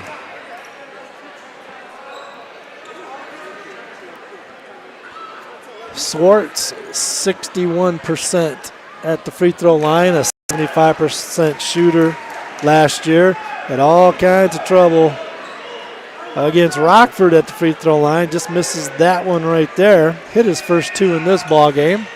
3 of 4 now is Brady at the line in this one as he gets his 11th point, leading scorer in the ball game. 40 seconds left. Cats lead it by 9. Sailors with the basketball. Double pick both sides of the floor as Bledsoe gets it knocked away. I think Cam Ryan's got a mid in there. Knocked it off his leg. Turnover Bledsoe, and the Cats should get the last shot of the first half if they want it to be that way. 25 seconds left in the half. Cats up 9. Swartz over to Thomas, who's back into the ball game. Ryans to Swartz, swing it to Willis. Willis might have got away with a walk right there, but he's going to stop and pop from 15 feet. Anthony Willis adding on to his career high now with 12. 2 seconds left. Not going to get it off as Bledsoe wasn't paying attention to the clock. Had an opportunity to get a 3 up. Didn't know how much time was running down and didn't get the shot up. And Northview is going to take a 34-23 lead into the half. Your thoughts on that first half, Coach? Well, a couple of different runs there. It was good to see Northview close with positive possessions to finish the half. Curious if Coach Chana will continue with the traps he was running on some of the out-of-bounds plays. They led a couple corner 3. They had a dunk on one of them. Yeah. The traps in the offensive action, I think they had good results. They got the turnovers and forced the timeouts, but a couple of the inbounds traps led to some easy buckets for Mona Shores. Cats led by 13 after the first quarter, 22-9. Mona Shores did outscore them by 2 in that second quarter, but the Cats still lead it by 11, 34-23 here at the half. Right after the MHSAA message, come on back. We'll recap the individual scoring for you in that first half, and we'll have some shout-outs as get some love to our listeners out there. And we'll talk some more listeners listening out there in Norton Shores, where Muskegon Mona Shores is located. I think we're going to have quite a few listeners from out there this evening. We'll be back after the MHSAA message. Cats lead it 34-23 at the half.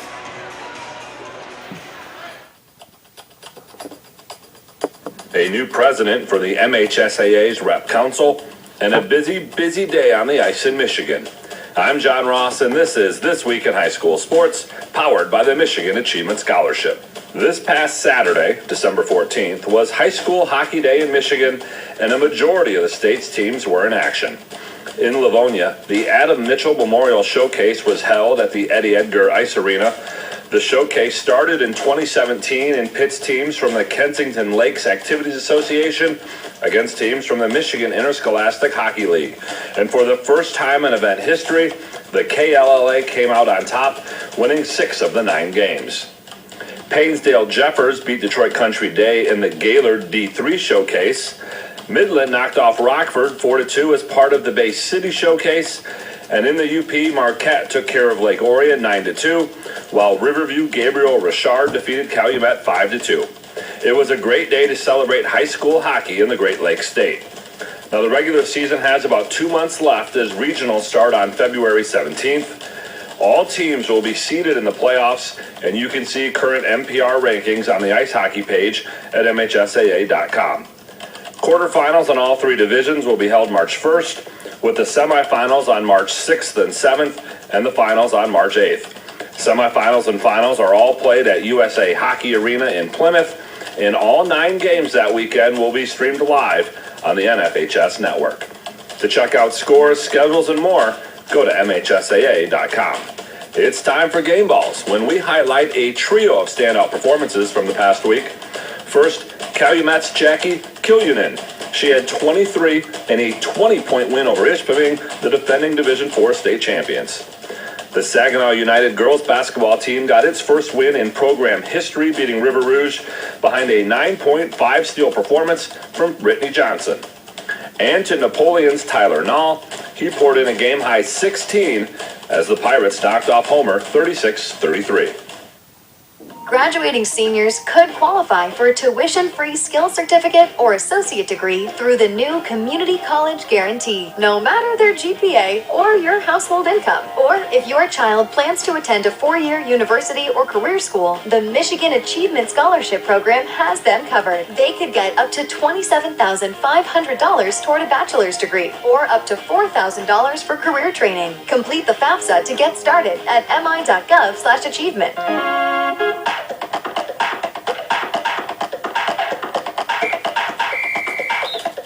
Our weekly Be the Referee feature takes a look at the fine art of officiating with registered official Paige Winnie. We're bowling today, and the question is, can a bowler use a bowling ball with no holes? The answer is yes, but there are some rules around it.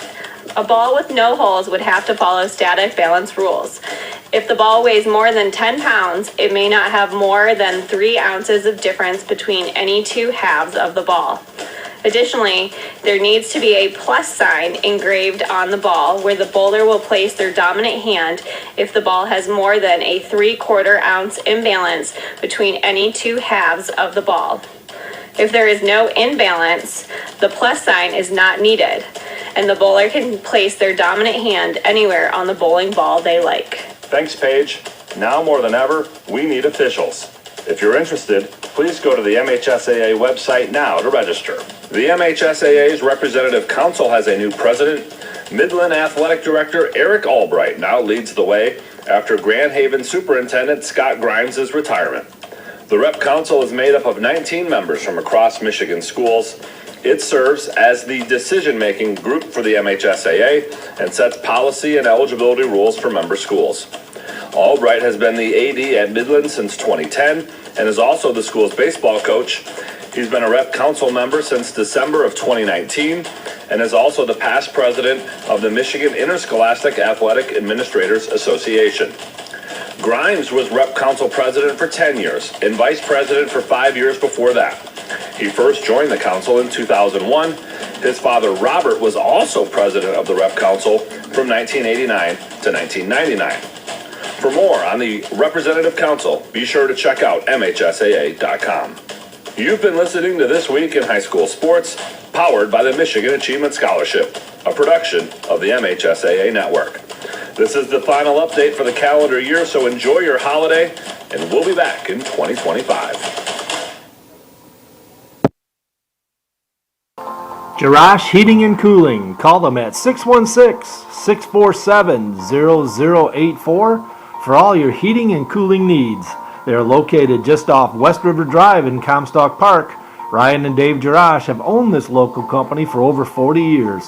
Call them for all your heating and cooling needs.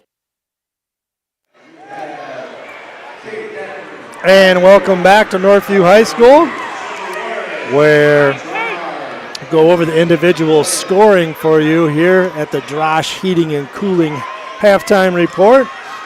For the visiting Muskegon Mona Shore Sailors, Tyree Henderson with 4 points, Ryan Opsalmer with 2 points, Landon Smith with 4 points, Milo Bergen with 5 points, high point man for the Sailors, Jordan Bledsoe with 8 points. For the Northview Wildcats, Cam Ryans with 5, Jake Johnson with 2, Brady Swartz with 11, Izzy Atibu with 4, high point man for the Wildcats, high point man for the ball game, Anthony Willis, 12 first half points. I believe that's a career high for him, and he still has a half to go. You might be hearing got some Special Olympic games going on at halftime here, as crowd is getting involved in that. That's the cheering that you hear going on back and forth in this game. As Mike Allen, I got to get this one in, just an air ball from deep. Student section chanting air ball to the security officer here at Northview High School. But a lot of fun having out there at halftime of this game. So in the first quarter, Northview led at 22-9. They were up 13 after 1. At half, it's 34-23. So Northview leads it by 11. Again, Bledsoe, the leading scorer for the Sailors, and Willis with 12, leading scorer for Northview, Swartz with 11. So 2 guys in double figures for the Wildcats. Going to break away here for a couple minutes as they've added some extended time because of this game that's going on at halftime, and the players will have to warm up as well. So we're going to give our sponsors some love, and we'll come back, and in a little bit here we'll have Coach Chalmers get his thoughts on the game, as well as we'll have some more shout-outs for you here, all at the half. Cats lead it, 34-23. We'll be right back. 40 seconds left. Frames Unlimited with many locations. The nearest on Plainfield. Northview grad Kyle Zimdar and longtime Northview supporter Bill Zimdar will provide you with the quality work for all your picture framing needs. Check out their website at framesunlimited.com or call their Grand Rapids North store on Plainfield at 616-364-9529. Frames Unlimited.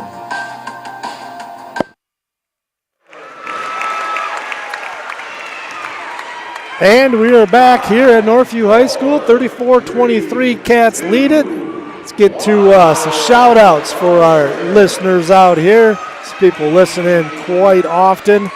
First of all, love to give some love to our 4 main sponsors: Frames Unlimited, Kyle Zimdar, Jarash Heating and Cooling, Ryan Jarash, Tool Construction, Greg and Darcy Tool, and New Beginnings Restaurant, Cody Keikos. Thank you so much for your sponsorship here.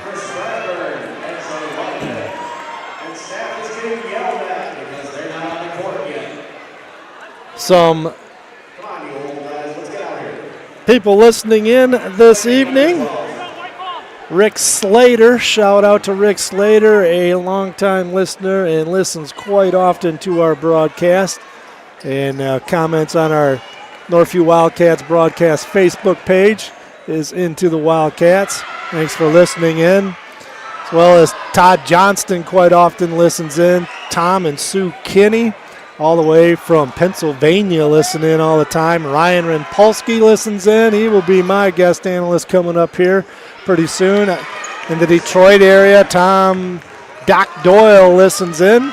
Dorothy Clemens out in Holland listens in. Also, my wife Tammy listens in. Make sure the sound is correct. My daughter and son-in-law Sarah and Noah DeLongpre from Stevens Point, Wisconsin, listen in. I got yelled at last game. I said I'd give her a shout out, and I forgot to give them a shout out. So here's their shout out in this game. Dwight Anderson listening in. Nancy Huffman listens in. David and Chalice Dixon. Jerry Phillips all the way from Naples, Florida. Travis and Kyle Zimdar listen in. Andy Evers. Drew Rinke listens in, but he's here today. I noticed him in the stands. Tim Cruisinga. Andy and Laura Vanderwerf listen in quite often. Mike Marsman. Terry Rowe. Tom Reynolds, Joe Norrott, Mike and Kathy Dode, Monty Guyton listens in, the Kaputska family listens in, Art and Sandy Felix quite often listen in, but I saw them here earlier for the JV game as their son Tim coaches the JV team. I saw them earlier, Michael Dode and Kathy, Mike Lindauer, Tori Hess listens in quite often.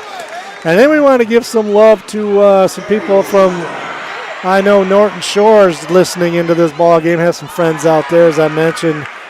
Had a cottage on Mona Lake for years, and a lot of memories out there. Met some friends. So some people listening in at the Mona Lake Boat Club right now. I know Tom Lenore as well as Lori Weiler. Doug and Mary Hawkins out there at the Boat Club listening in. Brian Glendenning listening in. Saw him the other day. He told me he'd be listening in. And a lot of the people, I think they're streaming, Gary and Brian Bennett, they're streaming it out there at the Mona Lake Boat Club as it's pool night, not pool like swimming, like billiards pool. You can play free pool on Thursdays out there. So they have some of the pro football games being shown on their TVs, and I know they have this game being streamed out there as well. But your Mona Shore Sailors putting up a good fight here in this one as we have, again, an extended halftime because of this game at half being played against Northview teachers, against some of the students here. Having some fun here at halftime, and the Cats will be coming out to warm up here soon. We'll take a couple quick timeouts, and we'll be back, getting ready for the start of the second half.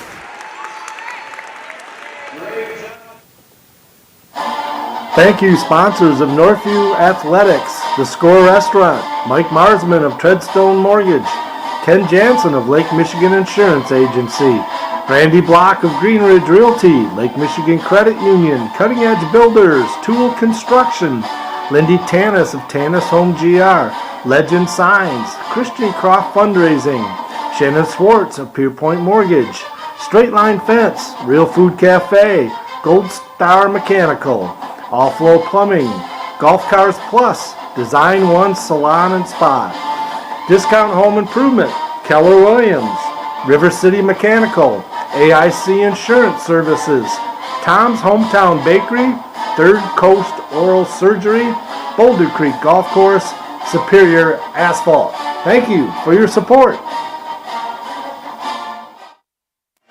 We're back here at Northview High School where the Cats lead at 34-23. Right after the big picture in the middle of the floor, the two teams will be out warming up, and it looks like we got about 5 minutes left before we get this second half started. Lost my play-by-play announcer over here as he had to go over. He's talking with Thomas Kelly, Michigan State University assistant under Tom Izzo. Might be looking at Cam Ryans over in this ball game as he had to go say hello to him. Those guys had to check each other in high school when I coached Trevor. Thomas Kelly played for Union, had two other Division I players on that team, Thomas Kilgore, Carlisle, and Kelly. They 3 Division I basketball players on that Grand Rapids Union team. We played them in the Grand Rapids Press tournament. Didn't win, but stayed with them, and Chalmers had to guard some of those people. Wasn't an enjoyable evening for him, as 3 very good basketball players right there. So he's over talking to Thomas Kelly here from Michigan State University, keep getting an eye on Cam Ryans, I'm guessing. He's being recruited by quite a few Division I as well as MAC schools. He's got a lot of offers. He's been pretty unselfish so far in this season, last couple of games. He's been very unselfish with the basketball in this ball game. He's got a lot of assists in this one, I know, early on. As Anthony Willis, 12 points, a career high in that first half. Brady Swartz with 11 are the 2 leading scorers for the Cats. Cam Ryan's only 5, 3 of those free throws. So only has 1 field goal in this ball game, but he's been giving the rock up, finding the open players, got a lot of assists in this first half. For the Sailors, Jordan Bledsoe leads all Sailors in scoring with 8. Milo Berengen with 5. Landon Smith with 4, and Tyree Henderson with 4, as the Cats now just making their way out onto the floor. We'll take a couple quick timeouts, and we'll be back here for the start of the second half. Cats lead it 34-23.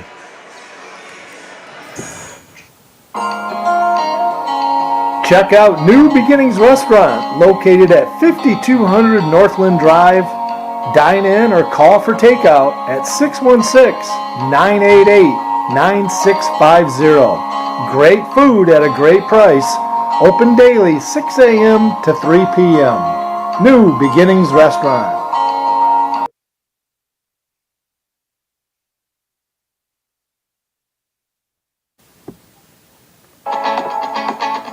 For all your home improvement services, check out Northview Grad's Greg and Darcy Tool at toolconstruction.com or their Tool Construction Facebook page. You can call them at 616-443-2284. Greg is a licensed and insured builder and has owned the business for 15 years. Call them today for a free estimate.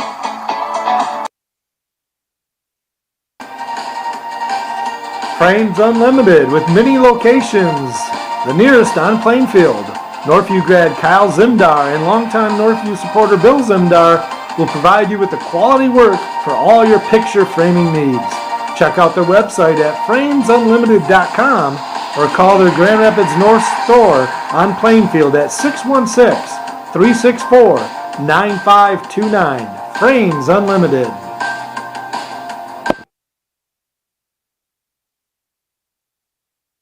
Jarash Heating and Cooling. Call them at 616-647-0084 for all your heating and cooling needs.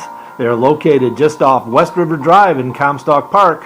Ryan and Dave Jarash have owned this local company for over 40 years. Call them for all your heating and cooling needs.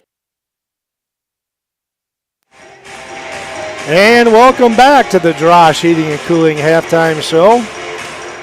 As got just over a minute left, both teams out warming up. Got a good crowd for the weather outside on the shores. Got 3/4 full behind us here, 3/4 full across the way in the Northview crowd. So entertaining ball game here. Sailors are playing well, Wildcats playing well. Good ball game. The Cats lead at 34-23. In basketball, Northview moved from the OK White to the gold this year with new teams: Wyoming, West Catholic, Middleville, Thornapple Kellogg, Wayland, Grand Rapids Union, and South Christian. South Christian probably the toughest in the league with Northview. So probably Northview, South Christian, Wyoming, top 3 teams probably in the OK Gold this year. And then districts this year, District 7. Some of the familiar OK White foes, kind of that OK White conference that Northview's so used to playing in with districts. It'll be Northview and Forest Hills Central, Forest Hills Northern, East Grand Rapids Union, and Lowell. And my sidekick now is back. Trevor over there hobsnobbing with Thomas Kelly over there. Oh, yeah, he was giving me the business about the old days a little bit. But, you know, we were just those kids from Northview. Yep. Those guys ruled the city back then. Thomas Kelly, Thomas Kilgore, Gino Carlisle. 3 Division I players. 3 D1 guys, talented players. Great people. Great people. Northview will have the basketball to start the second half as they swinging around the perimeter, getting good a lot of ball touches and swinging around the perimeter, which is good to see because it was quite stagnant in that game against Rockford. Credit Rockford for getting up and not allowing Northview to move the ball around. After they took about 20 seconds off the clock, Northview gets called with a illegal pick.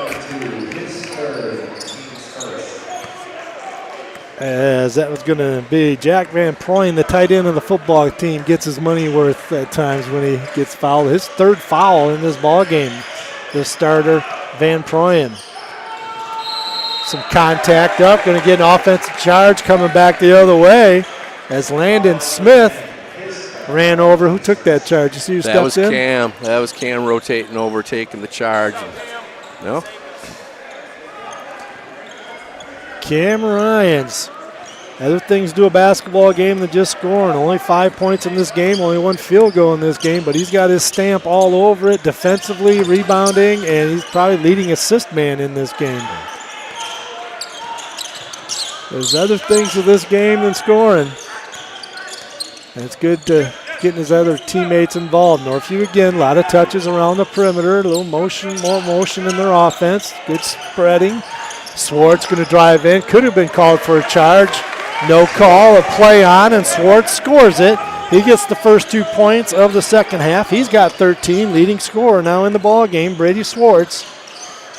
Transfer from Muskegon Mona Shores. Transferred out here his sophomore year to play for Northview. Might have got away though. Hatibu rejects. Smith says, get it out of here, Landon. But it rolled right back into the lap of Opsommer, who put it back in for the score. He's got 4 points. 2-1-2, 3-quarter court press. Zone press by Shores. And Willis broke it easily. Thought Hatibu was spotting up in the corner, throws it away. Turnover Willis. Little miscommunication right there between Hatibu and Willis. Bledsoe going to bring it up. A crafty, very good point guard here for Muskegon Mona Shores. Bledsoe, one of the few seniors out there. There's a couple. Bledsoe almost turned it over. Saving it for him is Smith, but as he gets down on the floor, he ends up turning the ball over, but he steals it back. Turnover Van Proyen for the Wildcats. 3 ball on the way, no good by Opsommer. See a wide open look from 3, couldn't get it to go. Goes out of bounds, and the Cats will have it. 5:43 left in the 3rd quarter. Cats lead it by 11. Ryan's in the open court. Got a 3-on-3 going the other way. Gets away from the defender. Going to get called for a foul as Mona Shores. Ryan's kind of went around him to put the shot up.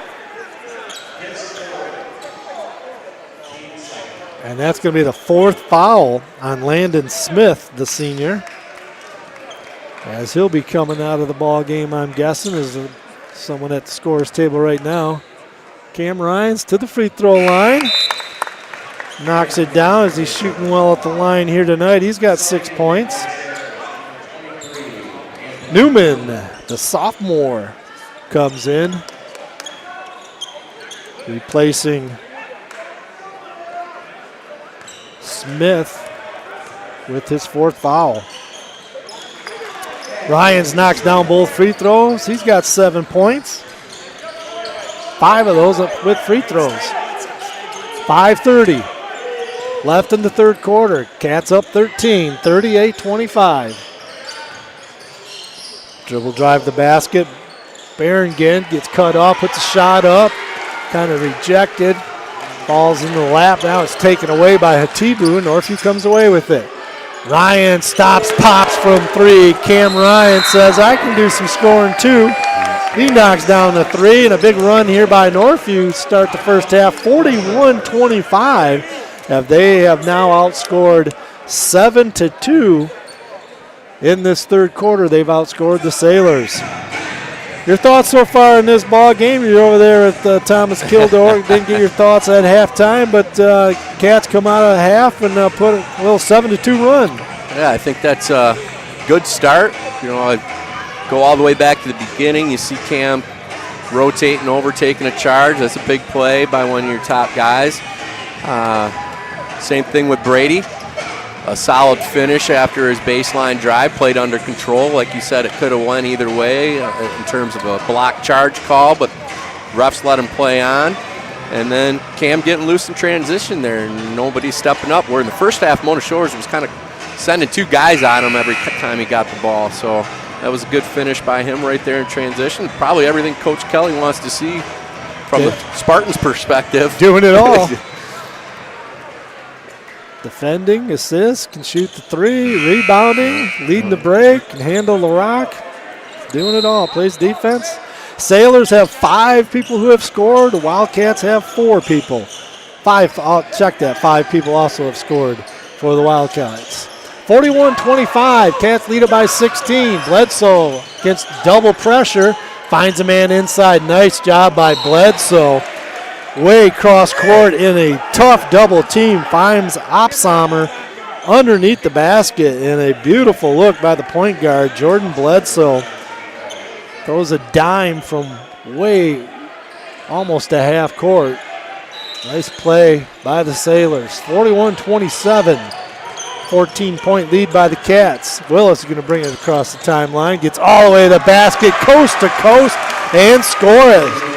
Anthony Willis, his best ball game as a Wildcat. Played sparingly last year, but important minutes he had to play. Probably 6th, 7th man last year. But getting lots of minutes this year running the show for the Cats.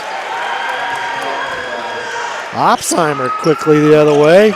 He's got 3 buckets in this second half as he's got 8 points now. Ryan's all the way to the basket.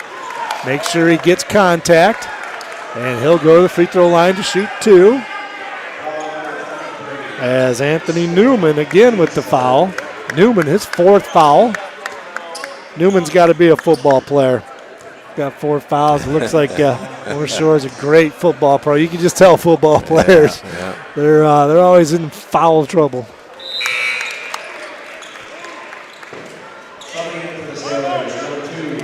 Couple players in.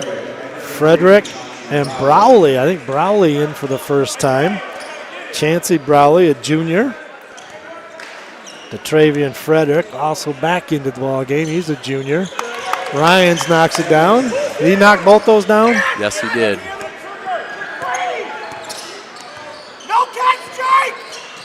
Ryans knocks down both free throws. He's got 12. Shot is put up. Going to get a foul on Brady Swartz as he was contesting Berengen's shot. Must have got him at the bodies. Berengen got knocked to the floor. He'll go to the free throw line to shoot 2 for the Sailors. 16-point lead for the Cats halfway through the third quarter. Trevor Chalmers, Mike Diebold on the call for you this evening.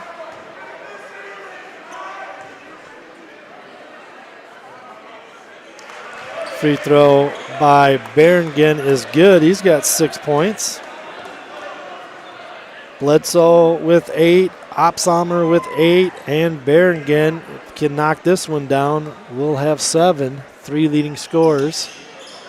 Missed the free throw. Still, those are the 3 leading scorers for the Sailors. Cats have it. Haven't got across the timeline yet. Willis does it now. Gets by the double team. Ryan swings it over. Swartz, baseline drive. Going to get a blocking call. Swartz was going baseline, ran out of real estate. They said Opsommer, trying to take the charge, was still moving. Check that. Milo Berengen gets called with that, his second foul. Not Opsommer. Mandy Northview goes 1-4 across the baseline. Swartz gets it inside on the block. Turnaround jumper, scores it. Out of the inbounds play. Turnaround jumper by Swartz. He's got 15. Leading scorer in the ball game now, Brady Swartz. Quickly the other way. Travion Frederick, a baseline drive, got fouled. They'll take the ball out before he got the shot up. That foul on Northview's Anthony Willis, his second. Team's third in this quarter. Sailors have 4, so the next foul's by the Sailors. Northview will be shooting 2 for the rest of the third quarter with 3:22 left. Over and back, good pressure by Izzy Hatibu and Cam Ryans, forcing an over and back call by the Sailors. 3:23 left in the third quarter. Hatibu with the slam. Ryans with another good find. Quickly gets rid of the ball. Finds Hatibu, who slams it home. He's got 6.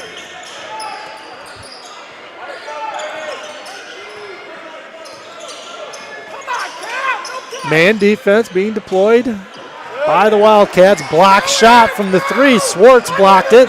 Willis comes up with it. He's in the open court. Coast to coast with the finish. Anthony Willis having himself a ball game, young man. 16 points. Anthony Willis, the sophomore.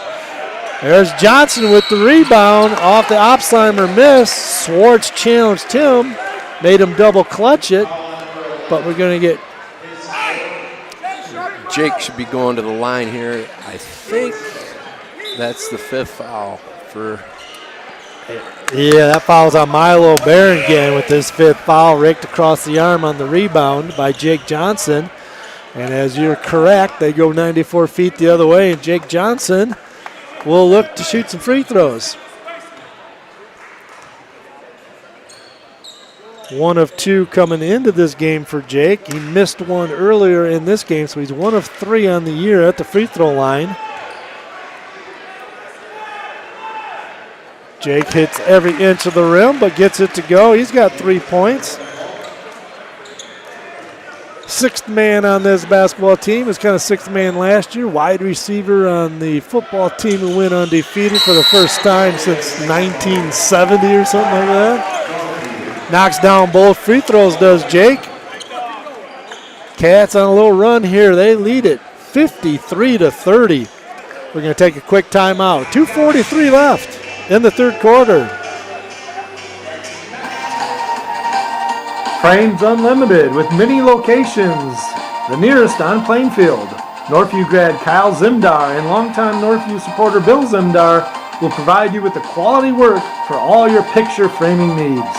Check out their website at framesunlimited.com or call their Grand Rapids North store on Plainfield at 616-364-9529. Frames Unlimited. Cats have come out at half and have outscored them 19-7 in this third quarter with 2:43 left, and they've ballooned it up to a 23-point lead now, 53-30, as they led by 11 at the half and have outscored them by 12 in this third quarter. They're looking like I'm used to watching the Wildcats look in this ball game this evening. Yep, they're definitely getting some turnovers, which, like you said earlier, leading to some easier offense. And Coach Chan had talked to me a little bit earlier this week, and Coach Felix, how they were hoping Willis would attack a little bit more. He gets some opportunities, against that full court pressure that he can just cut through, and we're seeing it tonight. He's maintaining that dribble and getting all the way to the rim, making some pretty good finishes. Absolutely has. He's played the best game he's played as a Wildcat in this one. Nice feed by Bledsoe. Got it inside, but could not finish inside Newman. And I think we're going to get a technical foul called on Muskegon Mona Shores coach. I believe Lewis Murray just picked up a tackle, kind of seen enough with contact inside. Doesn't think he's getting a fair shake inside. Gets on the officials a little bit, fighting for his kids. And Brady Swartz will be going to the free throw line, shooting 2 technical fouls from Coach Lewis Murray. Assistant coach under Keith Guy for years out in Muskegon with the Big Reds.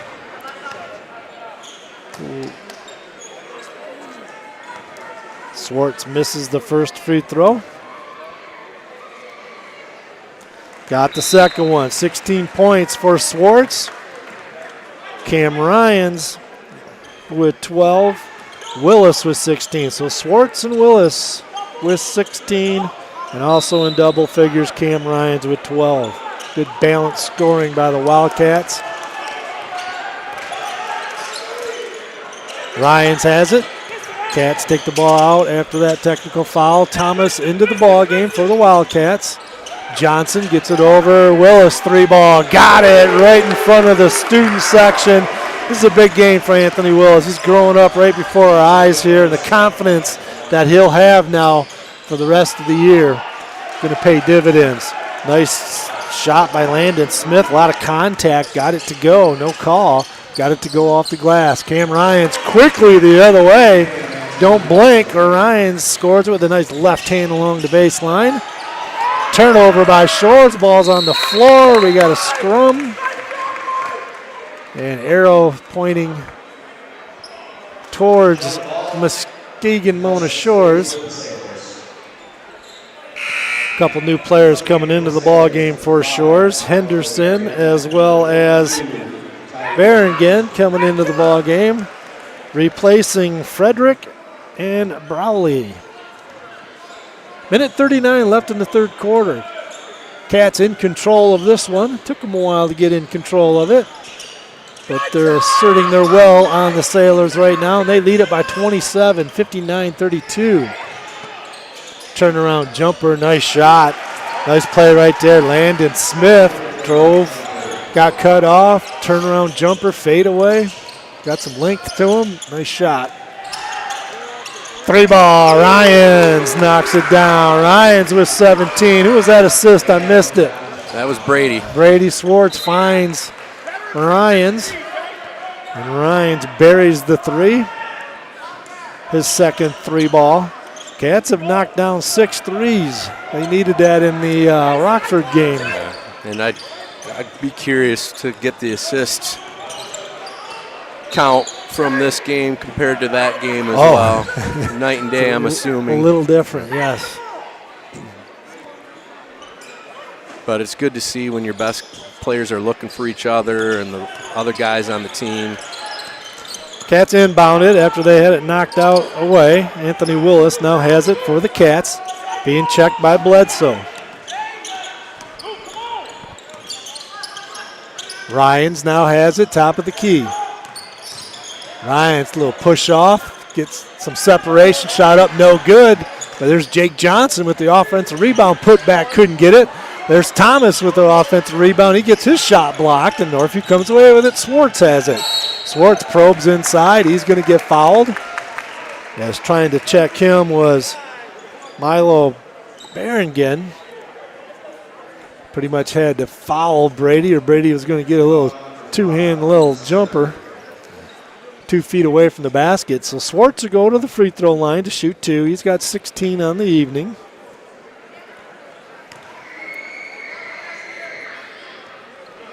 Missed, back irons the free throw. 62-34, 31 seconds left in the third quarter. Missed them both, did Brady. Cats come away with it. They get it out to Willis. 3-ball in and out, won't go. Bledsoe comes down with it for Shores. Brady Swartz with not a very smart wraparound, trying to get the turnover, but he's going to get called for the foul instead. His third foul. 22 seconds left in the third. Hatibu will be going in for Swartz, I'm guessing. Van Proyen into the game, trying to save Brady with his 3 fouls, and Cam Ryans giving a little breather here at the end of 3.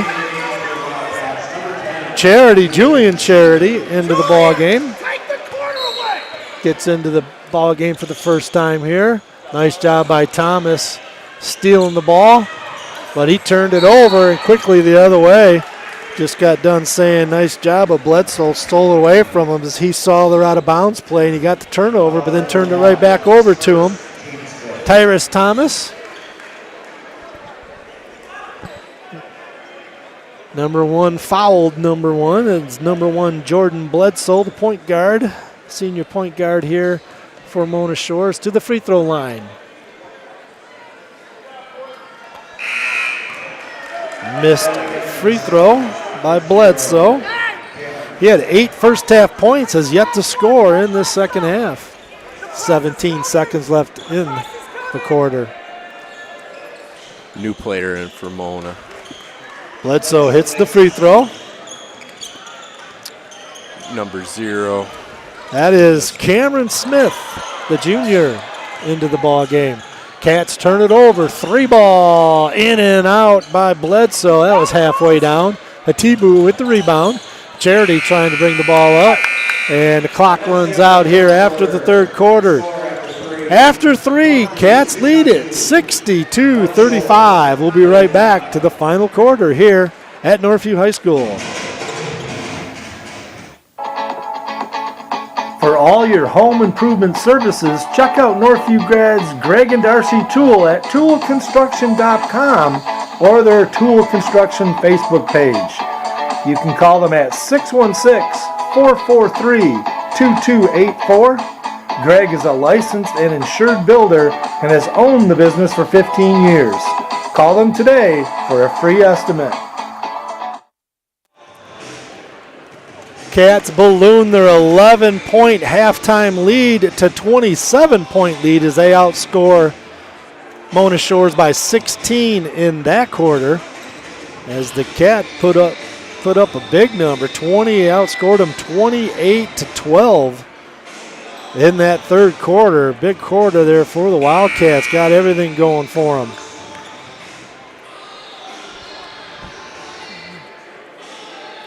So first time, other than seeing on tape, first time watching Wildcats live this year? Yes, it is. Busy with the family and the swim meets. Yes.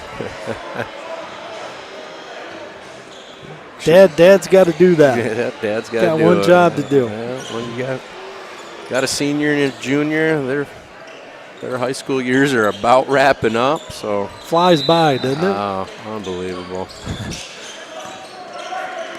Bledsoe with the basketball for Mona Shores. They find themselves down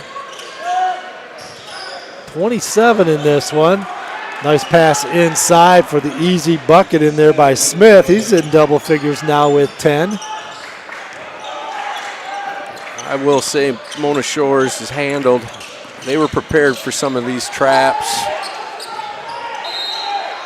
They're well coached. Lewis Murray does a nice job. Just a little overmatched here in this one. Yep, just a little talent differential, but putting his kids in the right positions to make plays, and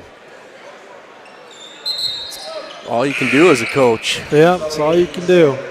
Just not shooting the ball very well are the that I've seen them on film.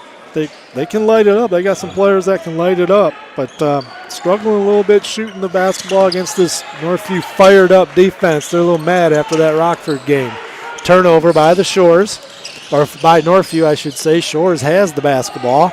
Frederick will have it.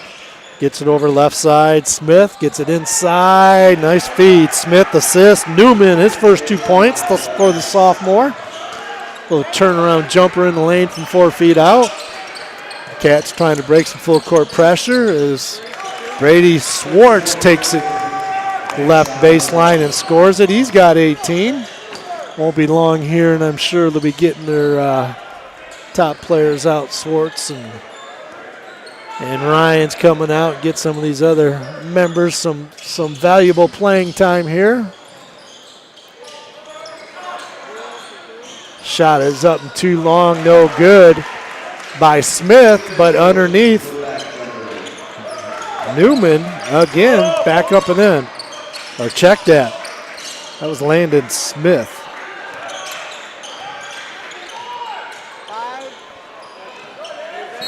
Shot no good by Northview. There's Hatibu to get the offensive rebound. He got fouled.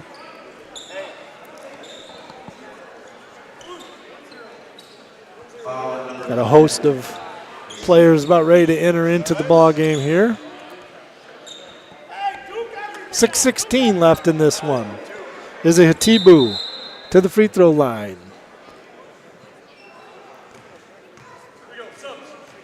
63% free throw shooter is Izzy. We'll get some of these new players that have come in. Jake Johnson back in for the Wildcats. Jack Van Proyen sitting down. Probably the end of the evening for him. Starter for the Wildcats. In and out. Izzy couldn't quite get that free throw to go.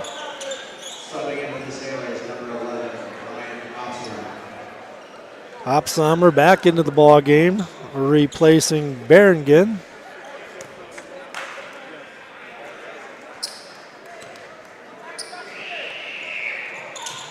Izzy knocks down the second free throw. He's got 7 points on the evening. 65-41, 24-point lead by the Cats. Just over 6 minutes left in this one. Come on back at the end of this one to our post-game show. The Tool Construction post-game show. Dribble drive by the Sailors. Opshammer couldn't get it, got it partially blocked on the floor. Brady gets on the floor to secure that one. Gives it to Johnson, who gets it back to Swartz. Swartz in the open court, all the way, reverse layup, scores it. Brady Swartz with 20, leading scorer in the ball game. I have a feeling Brady will be coming out here shortly.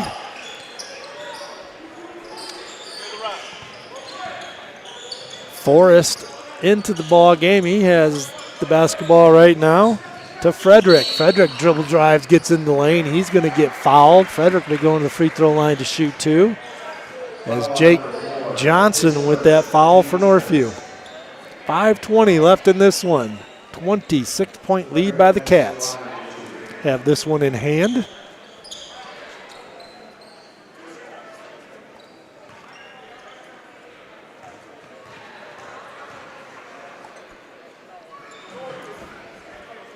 Nice high arcing, good rotation. The Travian Frederick knocks down his first point of the evening. Got anything going on over the holidays? Going anywhere? Nope, sticking around town. Spend Christmas at my sister's. Swim meet for the boys. The tail end of that second week down in Battle Creek. All right. Gonna be watching the Fighting Irish tomorrow night. You Wolverines. You Wolverines don't pay attention to the Irish. I'm looking forward to the football playoffs, so I want to see those games get going. Saturday will be a fun day. Yes, it will. Frederick knocks down the second free throw for Shores. Northview now has it, going against some pressure, zone pressure in the half court. Julian Charity dribble drives, got raked across the arm, no call. As the officials are saying, let's get this baby over with. We're not going to be calling a lot here. Cats will have it. Charity will take it out of bounds. Getting the box set, does Northview. Ryans has it. Swartz. A little surprised they're still in there with 4:50 left. Don't need any sprained ankles. Swartz backs it out. Between the legs. Double teamed. Gets it over to Ryans. Ryans dribble drive into the lane. Shot up off the glass. No good. Good defense by that possession for the Sailors. Sailors with the push. Opsheimer's got it. He's going to go all the way to the basket. Jake Johnson thought he had a lot of basketball. But Ryan Opsheimer is going to be going to the free throw line to shoot two as Jake gets the foul.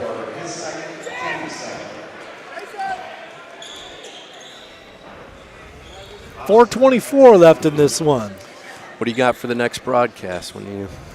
We're not doing the next couple games. They're going to be in Detroit. That's right. Our next one will be Wyoming back here. I think they got 2 games away, and then I think they play Grand Rapids Union away.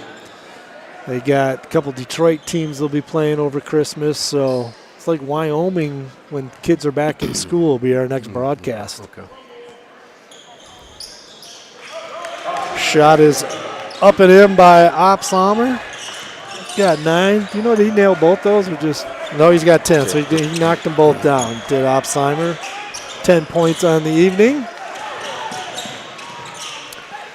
They're doing their half-court traps, so Northview spreading the floor. 3 ball on the way by Ryans. Cam says, I'll fill it up with a 3. Gets his 3rd 3 ball made. He's got 20 points.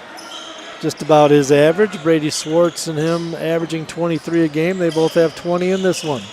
Ryans with the steal off the Sailor turnover along the baseline. Ryans alley-oop. And no harm, no foul in the rest of this one. That's why it scares me. You know, you get your money players out of the ball game before they're laying on their back on an alley-oop pass. What about you and Tam? Going to see Sarah? We are taking off, going to Stevens Point here in a couple days. Want to spend some Christmas over there. Nice. All the way to the basket. Ryan Opsheimer gets it going. He's got 12 in this ball game. Nice left-handed finish, right side. Almost an over and back call. Going to get a bailout call as Muskegon Mona Shore fouls. That's going to be on Luke Forrest, the junior, to call the foul on. Northview's in trouble right there. Got bailed out a little bit. Cats will have it. You got Johnson in the ball game with Charity, Thomas, and then Swartz and Ryans. Swartz gets fouled. Going to get it out of bounds as it's only the 3rd team foul in this quarter. Cats will inbound it. 3 minutes, just over 3 left in this one. Johnson, Swartz inside, turnaround jumper, gets raked on the arms, going to score it. As he fights through the contact, does Brady Swartz, gets his 22nd point, looking for his average if he can knock down the next free throw. And here comes some subs. Elliot Buchan, the senior, coming in. He's coming in for Swartz. A little excited to get on the floor. He's going to have to wait till Swartz hits the free throw. Swartz wants to play some more. He'll just miss the free throw. No one ever did that, have they? He knocks it down, does Swartz. He says, that's enough. I'll go get some water. Buchan into the lineup, the senior for the Wildcats. Swartz out of the ball game. Still got Cam Ryans in there. But to the scorer's table comes Jacob Robbins, a junior. He'll be coming in for Cam, I'm sure. Shot is up and no good by Bledsoe. He's still got his main guy on the floor over there. Bledsoe will be going to the free throw line to shoot. As the foul was on Buchan. Didn't take him long.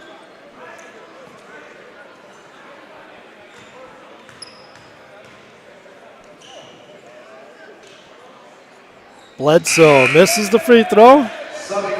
And Robbins will come in for Ryans as he exits the game with 20 points. So Swartz with 23, Ryans with 20, and Willis with 19. Good balance scoring right there for the Wildcats. Another missed free throw by Bledsoe.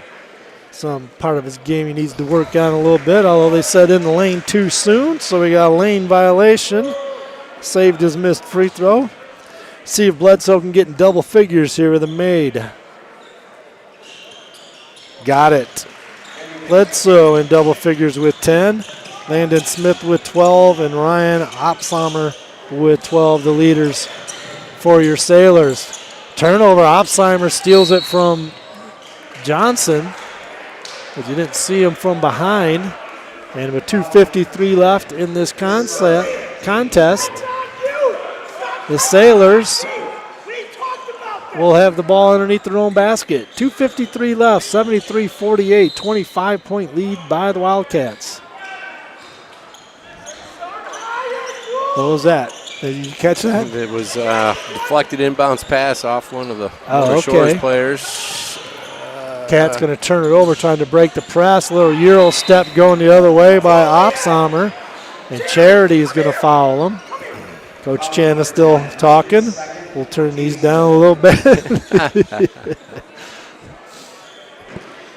They let you go pretty far out on the court these days. They sure do. Boy, back in the day. They had a box at one time. They did. Had some lines painted on the floor. Yeah, that was tough to stay in. I told you to take a seat a few times. Yeah, a couple. Hobsommer with the miss. A couple dozen.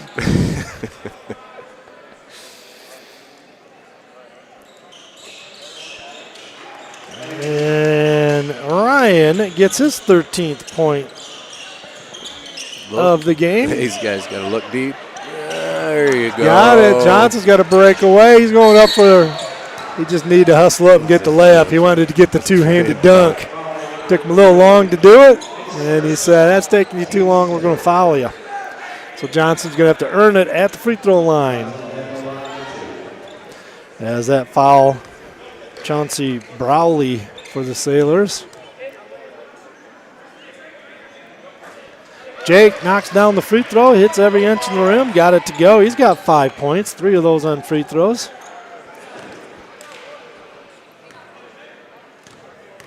.232 left in this one.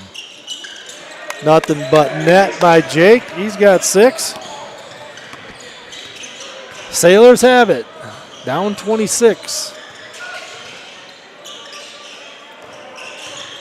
Inside turnaround jumper, no good by Berrigan.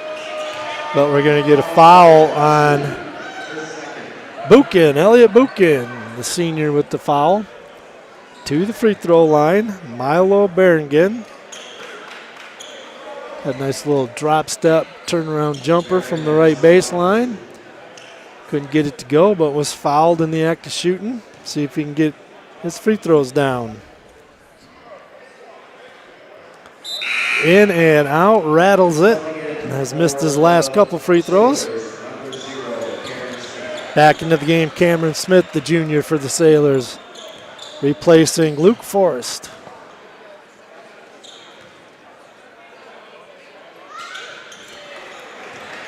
Free throw is made by Berrigan. He's got 7 points.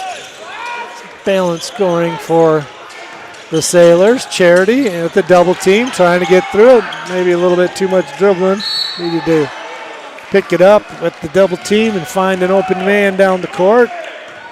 But the ball was knocked out of bounds, so Cats will have the basketball. As Buchan will take it out, get it to Charity, playing point guard now for the Cats. Some substitutions for the Sailors. They're taking their starters out. With 2:09 left in this one. Going to get some minutes from the reserves. Practice hard. Now they got some time to showcase their talents here. As Charity turned it over and had to foul in the open court to not give up an easy layup.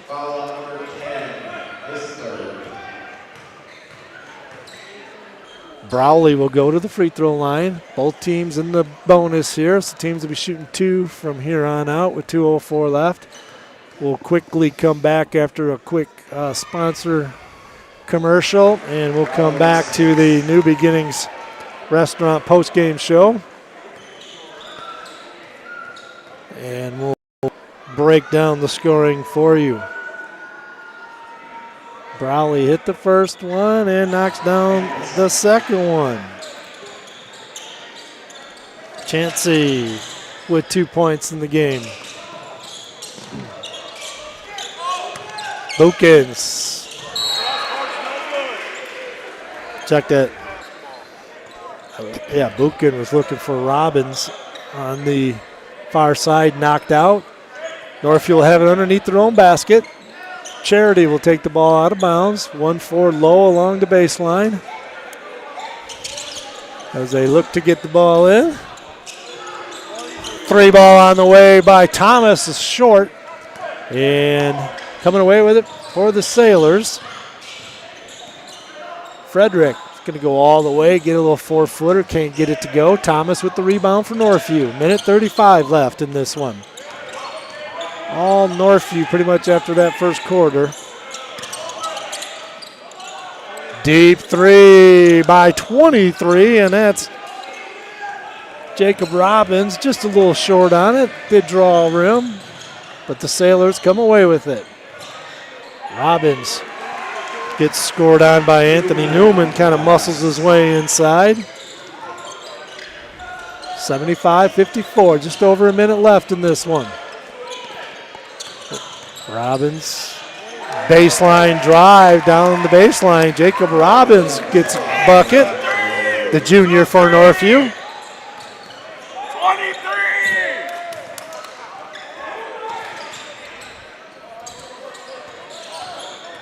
23! And dribble drive for the Sailors, almost turned over by Frederick. He gets the ball back.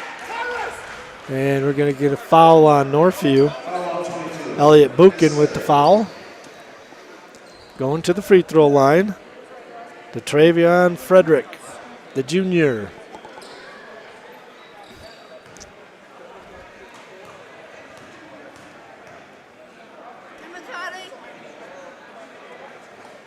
Missed the free throw.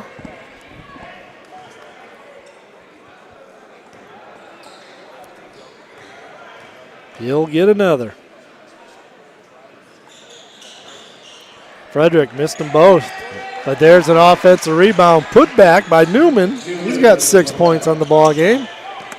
Cats didn't box out on the free throw line. Kind of an errant throw right there.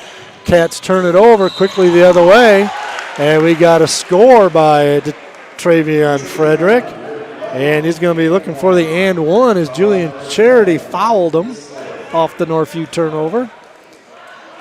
26 seconds left in this one. To Travion Frederick. Gets his 5th point of the ball game as he knocks down the free throw. Thomas has it for Northview. Back out, Charity. Charity double teamed, going to try to break him down.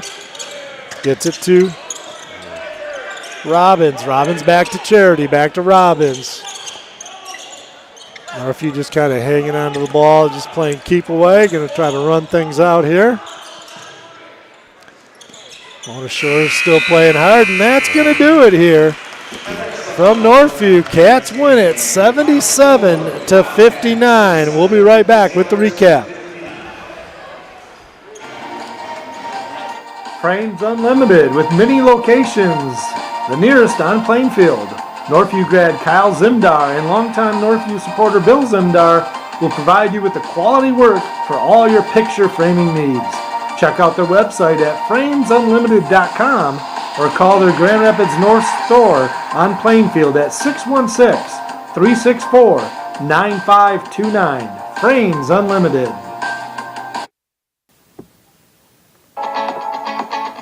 For all your home improvement services, check out Northview grads Greg and Darcy Tool at toolconstruction.com or their Tool Construction Facebook page.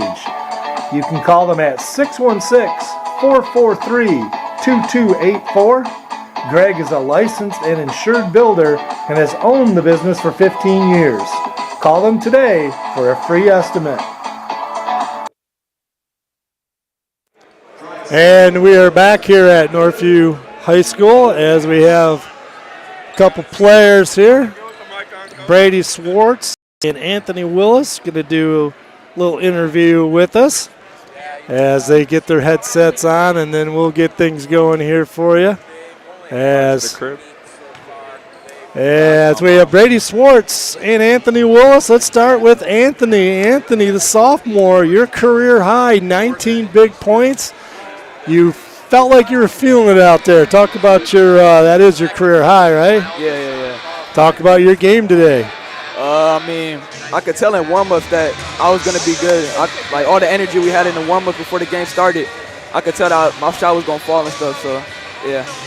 Brady, come back against your old team, Muskegon Mona Shores. Probably know some of those guys on that other team, and they came in here, a very good basketball team. You guys played with them for a little while, but controlled it the second half of the way, and you end up leading scorer in the ball game with 23 points. Talk about the ball game tonight. It was going to be personal because that was my old school. Same with Coach Channer, So starting in the locker room, we had great energy coming out, listening to music and stuff, so that helped a lot. And then our warm-up started off really good. We finished it really well, so that just led over into the game. Anthony, back to you here. Now, you know you're going to need to pick up. It was good to see you scoring because Brady and Cam draw a lot of attention, and we need, a couple more people to step up and score. And being the shooter that you are, it was good to see. Well, how do you see your role changing from last year to this year? You need some more scoring out of you think? Yeah, I feel like my role is a lot bigger now that I'm the starting point guard. I got to run the offense. I got to keep the team energized. I got to get me scoring is helping Brady and Cam, impacting them with the ball. So, yeah. Behind you, your brother Parker here playing at Kelvin University. And talk about, have you seen your brother play at Kelvin yet? Yeah, he's up there starting now, so I'm proud of him for that. Excellent. So talk about it. Was it difficult or fun playing against those guys that you used to play against? Or it wasn't really either. It was just I just wanted to win really badly, because I used to go there, so it was pretty just personal for real. All right, well, good ball game, you guys. Thanks for stopping by. I appreciate it. I'm sure we'll be interviewing you guys some more throughout the season. But nice ball game tonight. Nice bounce back. Thank you. Brady Swartz and Anthony Willis right there. As now we get Coach Channa. You can get your headset on now, and Coach Channa will get a headset on as well. As Coach, nice bounce back there. As there's nothing like winning basketball games to get the Christmas cheer going for you. Yeah, for sure. Now we get in 48 hours we go play a really good Ann Arbor Huron team. So, well, let's talk about tonight. We'll let you worry about that in about an hour here. But for right now, talk about the bounce back in this one. I thought offensively you guys really shared the basketball, got a lot of touches. I thought on the offensive end, especially, I know you're a defensive guy, but I really noticed offensively not near as stagnant as maybe, and give Rockford credit. They, made it difficult for you. But how'd you think your offense did tonight? Outside of the 9 turnovers in the first half, I thought we did some good stuff. We did some bad stuff. Still a lot to clean up on. Credit to them. They just played Hudsonville tough, and they had every chance to win it in the fourth quarter. Ended up losing by 5, and a lot of that is their defenses. They'll throw 10 defenses at you, and as soon as you get comfortable, I think you get to 15, and then you blink at 6. So at halftime we talked to our kids about, live ball versus dead ball. Worst case scenario, jump on it like it's a grenade, and at least we can set up our defense. I think there was a stretch where we gave them 6 points off live ball turnovers consecutively or something like that. I'm sure the mathematician, the legend Coach Chalmers would know exactly. It's good to see that, though, a play against that, especially early on in the season, because you can learn a lot from that type of team play and all that different stuff. Yeah, honestly, the way the schedule's worked out, it's been a good blend of kind of all different types of offenses and defenses, that you got to kind of prepare for as the season goes on. So it's been good for us. We've seen zone teams like them, trap, and, man teams that play the pack line. So it's hopefully down the stretch will help us. Yeah. Coach and I were talking a lot about how you coming back and joining the coaching staff. That wasn't brought up. Oh, it's okay. Just Anthony's game tonight. We saw a lot of maturity. You and I talked briefly earlier about looking to see him attack a little bit more in transition when he had those opportunities. He was able to do that tonight. I thought that was a big growing piece for your team, as well as Cam and Brady finding guys at times. They draw a lot of attention when they put it on the deck, and Cam had some nice kickouts. Brady had a couple good drop passes to Izzy, and so those things were always positive to see from the group. Yeah, I mean, it's been good to kind of watch the maturation of Jack and Izzy and Jake Johnson. And, I think for guys that have been around our program, especially, watching Anthony in practice and stuff, he is lightning in a bottle, man. And it's you got to see it tonight. That kid is smooth and shifty, and it's crazy because he's only a sophomore. Yeah. After we lost to Rockford, E.J. Ryans called me. He's like, Coach, good? I'm like, yeah, I'm good. He's like, okay, good. Anthony Willis is really good. I was like, all right, yeah, cool. Yes. Well, Coach, thanks for stopping by. We appreciate it, and good luck on Saturday. That will be a tough one on the road. Oh, yeah, real tough one. So thanks, guys. We appreciate you. All right. Thanks, Coach. Yep, bye. Head coach David Chana right there, and we're going to go over the individual scoring in this one. For the Muskegon Mona Shore Sailors, Jordan Bledsoe with 10, DeTravion Frederick with 5, Chauncey Browley with 2, Milo Berengen with 7, Landon Smith with 12, Tyree Henderson with 4, Anthony Newman with 6. High point man for the Sailors, Ryan Opsalmer with 13 points. For the Northview Wildcats, Cam Ryans with 20, Jake Johnson with 6, Anthony Willis with 19, Izzy Hatibu with 7, Jacob Robbins with 2. High point man for the Wildcats, high point man for the ball game, Brady Swartz, 23 points, right at his average. Final thoughts on this one, Trevor? It was good to see those guys out on the court live. Last year it was tough when you had 2 freshmen and, an inexperienced sophomore in the starting lineup. So I'm, seeing that maturity. It takes time. And even for the seniors, when you get into that first big game in a big setting, you just want it to go so well. And I think it unfortunate as it is that they lost to Rockford, I do believe that will pay dividends as they move through this season, because you just got to find who you are as a team, and this group will definitely keep getting better. Well, I appreciate your efforts this evening, and happy holidays to you and your family and your extended family over there coming to watch. And we'll hopefully maybe be able to do it a time or two later on in the year. Definitely. I appreciate it, Coach, and same to you and your family as well. All right. Thank you, Trevor. And that is Trevor Chalmers, former coach here at Northview High School, the only person at Northview to coach a league championship game and play and win in a league championship game, Trevor Chalmers. So with that, we're going to play a little background Northview fight song here as we start to close off the show here. With the win, Northview goes to 3-1 on the season. Mona Shore is 1-4. Their next game is Saturday at the Cornerstone Holiday Tournament versus Catholic Central. Not any easier for Mona Shores. They got a very tough basketball schedule. I'd like to thank our sponsors. Also like to thank Northview AD Pat Marsman as well as Steve Nichols for their help accommodating this broadcast.